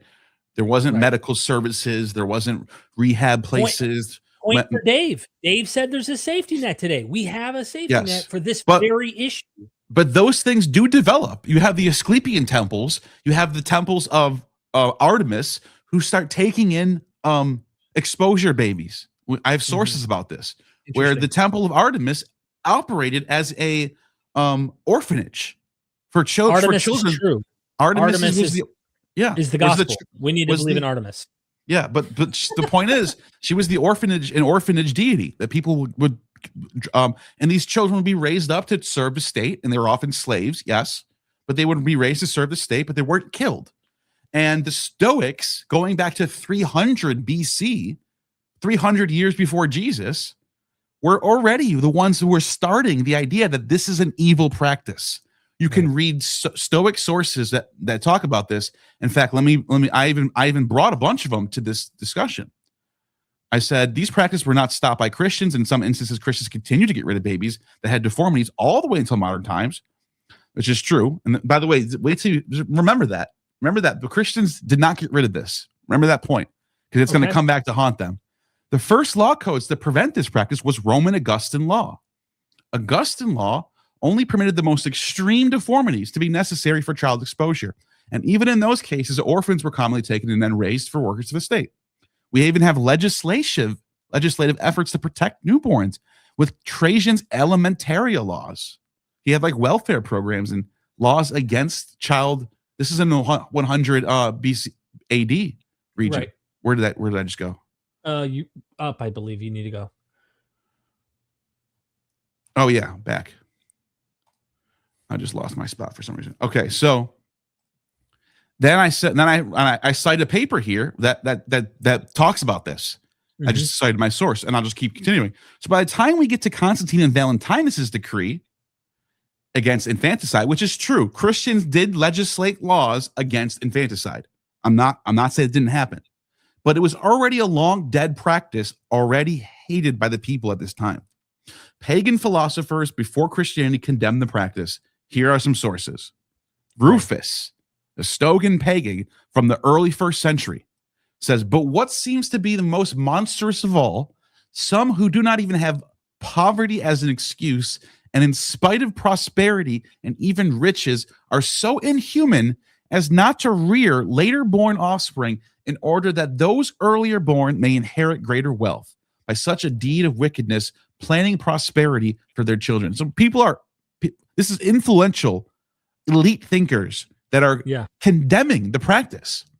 Yeah.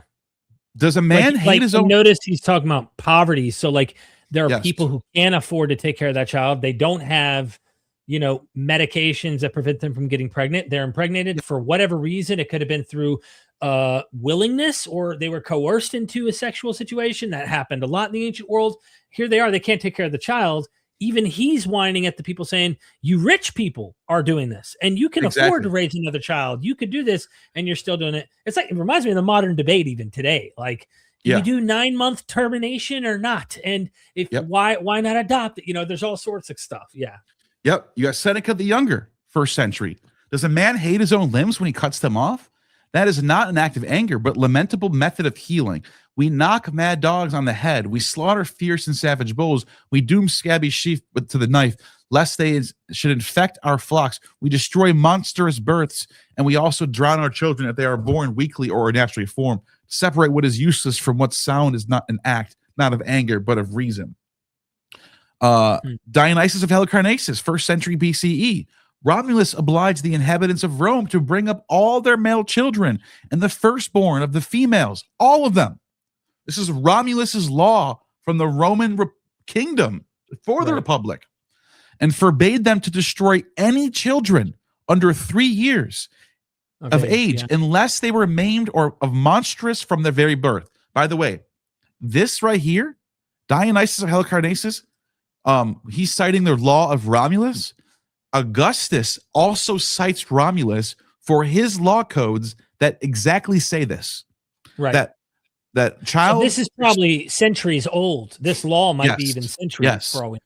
Yes. And the Romans really believe that you should raise your children unless they are like monstrous, like they have 2 heads or something. That then you get rid of it. I'm like, again, that's just the way things work. Cicero also has some things that he said about it.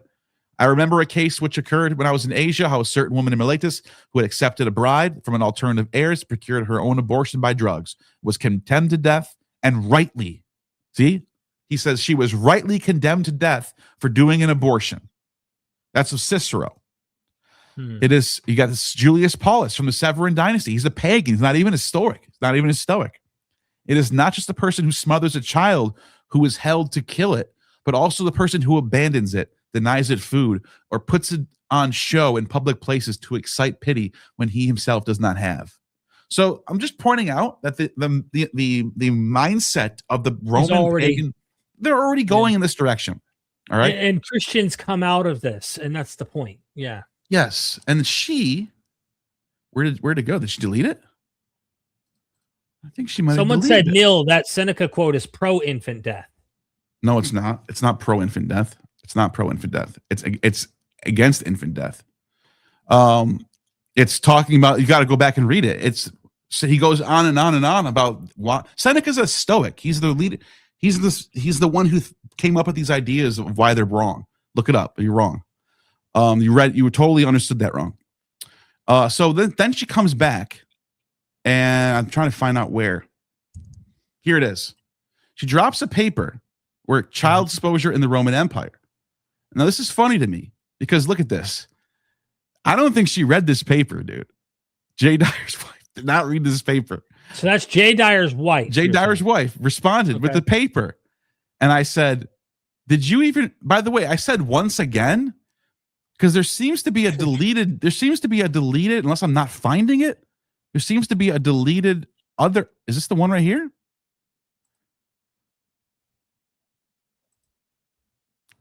Oh, okay, here it is. First, she comes back with this one. And it's the same paper. It's this paper right here. And I go, you didn't even read it. It's saying exactly what I just said. Look at this.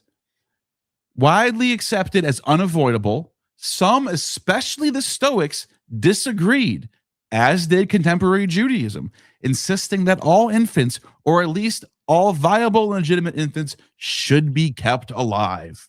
Exposure served to limit the size of families, but also the transfer. Disapproval of exposure seems to have slowly gained ground, as I was saying. And this is right here. Also, the transfer of potential labor from freedom to slavery. So there was a slave trade happening with this. It was actually economically better for people to save the child and put him into slavery, which happened a lot. By the way, Constantine, you know what he does to fix all this? He legalizes the sale of infants. Right. Look he literally says you can see this comment. Look at right here. Look at the comment I just posted right here on the. Is in a dire situation. But listen, look at this. Then, after the sale of infants was authorized by Constantine, the need for child exposure. So they figured out, look, people are going to get rid of their children. There's nothing we can do. They don't want this to happen. This is not a practice or a tradition that they like. Humans do human shit. Of course. Today, somewhere in my city, someone got murdered. Somewhere in your city, someone got murdered. Does that mean we all love murder and it's part of our tradition? No. These are bad things. However, his way around it was, instead of letting them just do this, why don't we just legalize the sale of it so they can sell their children to the state? We pay them money, and then we can get more slaves that way, which is what happened. It says, it subjugated the legal prohibition, but of course it did not cease. This continued forever, even until modern times. So the nuance was right there this whole entire time. And I just thought it was funny that you're dropping articles that say what I say. Right. And then she comes back a week later, dude. It wasn't even over yet. A week later, she comes back, February 4th. Look, this is January 31st. A week later, she comes back. Child exposure in the Roman Empire with a new article. And guess what it says? The same thing. You highlighted it. I highlighted it for you. Dude. Look, number one, child exposure was only reserved for rare cases, deformities in babies that would not have a good life because of health, mental illness. Yes, Christians later rejected even this level of child exposure. So let me clarify something. Were the pagans more likely to do child exposure than Christians? Yes. That is totally true. The pagans were not. The Christians had a more, we need to save every soul attitude. The pagans did not think that way. That is very true. But my point isn't that it didn't happen. My point is that this wasn't some practice tradition that people were just doing left and right. This is a rare thing. People don't want to kill their children. It's just not. This is just like, think about common sense here. This doesn't even make sense. Anyways, child exposure more often than not will result in orphanage rather than death. It is not popular, and disapproval gained traction for centuries. There's literally in the paper you posted, it says, especially by Stoics, educated Greeks. This was not a regular custom that people just did because they didn't want girls. By the way, there is a primary source. I'll acknowledge this. There is a primary source from, I think, 1st century BC, that there's a letter from somebody writing to someone else that we've uncovered from, I think it's from Egypt. It's in a letter from an Egyptian writing in Greek. And he tells the person he's writing to, if you have a baby and it's a girl, I don't want it. So there is some, but look at, this is human nature. We're just pointing to human nature. That does not mean because we found a letter that someone wrote that everyone was doing this. You understand what I'm saying? Yeah, of course. The paper also says that there's heavy debates about the nature and frequency of the practice. Some scholars, some who I know, doubt that it was even common as people think. You can see I highlight all this stuff. By no means was always resulting in death. Whilst there is some disapproval, especially the Stoics, infants and all infants or some legitimate infants should be kept alive. Exposure. This is the same paper, by the way. She dropped the same paper twice. A week later. This is literally the same paper. Exposure served the limits. Wait, is this the same exact paper? W.V. Harris. Let's go back. Is it Harris or Harris? I couldn't tell. W.V. Harris. Let's see. Where did it go? Oh, right here.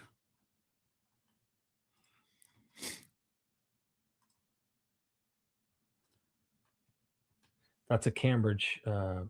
Yeah, I'm just going to see if it's the same exact. I can't see it. So whatever you click on. It is, dude. This girl's an idiot. Oh, my God. You're going to laugh. She literally came back a week later. Oh, I didn't even notice this at first. Check this out. She comes back a week later and drops this article. And guess who the W.V. Harris? It's the same fucking article. What do you do, man? How do you not read your own articles, though? This is 100% without a doubt, Derek.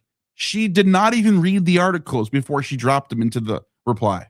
Well, first of all, Neil, because if she did read it, hold on. First, if she did read it, Derek, do you honestly think that she would have dropped it twice?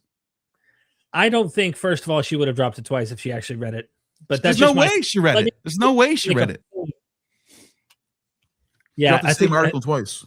I think you're right on the money, and you can see why that custom to change those things under a constant evolving ethical philosophy in all of these different movements: Neoplatonism, Stoicism, Christian ascetic movements, and even non-ascetic movements would have adopted these ideas. It was just something morally. But what's interesting is to watch that even the split in Christianity among those who say let's procreate and those who say don't. Even in the Bible, women can't be saved unless they're birthing children in 2 Timothy, I believe it is. And then in some, they're saying don't, like Marcionite, ascetic type thought is like, don't procreate, avoid sex at all costs, try not to do these things. The other thing I was going to say that you made me think about was the idea of slavery. There's a book Jennifer Glancy wrote about slavery and Christianity and how it's a problem. Bro, there were people in the Qumran community, in the Dead Sea Scroll groups, who said that owning another human being was a atrocity against humanity. Like it was a sin against humanity, right? Go read Jesus's parables, where he favors slavery and talks about when the slave comes in from the field, does he serve himself a meal and then serve you a meal? No. He finished serving the master, then he can eat his plate. Well, same with the Lord who's going to come back and his servants, which are the followers of him. Like, bro, he uses slavery in his teachings and never condemns it. And it's kind of like, they like to look at they really didn't want any infants to be exposed at all. Like you just said, Neil, Christians really did start to get hyper radical about this and say, hey, no exposure at all. Okay, cool. You still find things, though, that the biblical text is backwards on when the Qumran Jewish community is condemning it. So there's all sorts of interesting things you can get that's into. A good point. And you can see how politics trumps theology. Like when the political situation comes about where slavery is needed, they're going to say, screw Qumran from 500 years ago. We need the slaves right now. We need to build. We need to build stuff. We need the army. We need the military. We need slaves. We're gonna do it. And they'll think of politics. It's always politics first, and then theology second. So that just tells dude. No. This was a fun stream. If everybody who's tuning in now missed it, Professor Dave was on earlier and he engaged with Jim Bob. We didn't expect that to take place. We had no plans on that. We didn't even know that Professor Dave was going to show up. Very thankful for his time, of course, making here. And I'm thankful that Jim Bob did show up. It was a fun, perfect little clip, for people to check out. Yeah, I wish there was better. I wish there could have been a better camera situation with Jim Bob, and then the audio situation with Professor Dave, because then that would have been a nice look. Not to be rude to Jim Bob, but that was bad. He was just like coming with the dumbest like kindergarten questions. But what happens when the penis doesn't grow all the way yet? What happens when it's full? What happens when it's 30%? What happens then? It was like how a kid asks questions that are like, and you have to keep answering, and then they answer, and then they just keep. That's what that felt like. Well, the problem was too, again, you know why you were interrupting? And I noticed this as someone who wasn't trying to talk at all. I only popped in one time to try and tell Jim Bob, come on, Jim Bob, let this thing happen. Let Dave he kept respond. cutting him off. He kept cutting Dave off. And he thought I was trying to chime in and say something. I had nothing to contribute other than, hey guys, referee here. But the reason I felt you wanted to insert your thought is that you're trying to explain, like, Jim Bob, there's background knowledge clearly that you've studied about evolution that Professor Dave was saying that clearly isn't equating in Jim Bob's mind, it seemed. So I'm going to probably run this through AI and try to get the audio enhanced so that Dave's audio is better. I do wish the video camera was good, and I'll send it to him. This will probably end up on Professor. I wonder Dave's if you channel. can get AI to make Jim Bob's video start to work. No, I think that's coming though. I bet you there'll be a day in the near future where you can plug this in and say, "Make this face say the words that's coming out." I bet you that's not even that far away. It probably already is, but it's not like accessible to just anybody right now. You know what I'm saying? I'm sure they could do that. But as far as seeing his visuals and what was going on with the still image, who knows? Jim Bob does a lot of this, though. So he's probably familiar with how to pause his video to a still image and then not having him being seen. But I don't know. I mean, that's a guess on my part, Yep. So. I think there's one more super chat left. Let me see. We already read this one, right? Yes. Yes. This is the last. Beyond Origins. Thank you, Solari Knight, for the last minute 5. Why the creation versus evolution debate no longer matters. And what truly does. Read article on Medium by Soul Knight. Thank you very much. We'll check that out. Did Solera write that? Is that like a... Sounds like it. Oh, interesting. Definitely worth this little promotion right there. So everyone watching, go check that out. Nothing wrong with that. Yeah, man. Dude, thanks for coming on and hanging out. We got to do more of these. Definitely. Absolutely. You've just attained true gnosis. And never forget, we are Myth Vision. Son, do you want to know what the truth is? After this, there's no turning back. You take the blue pill and you wake up in your bed and believe whatever you want to. You take the red pill and you stay in Wonderland. And I show you just how deep the rabbit hole goes. Remember, all I'm offering is the truth. Nothing more.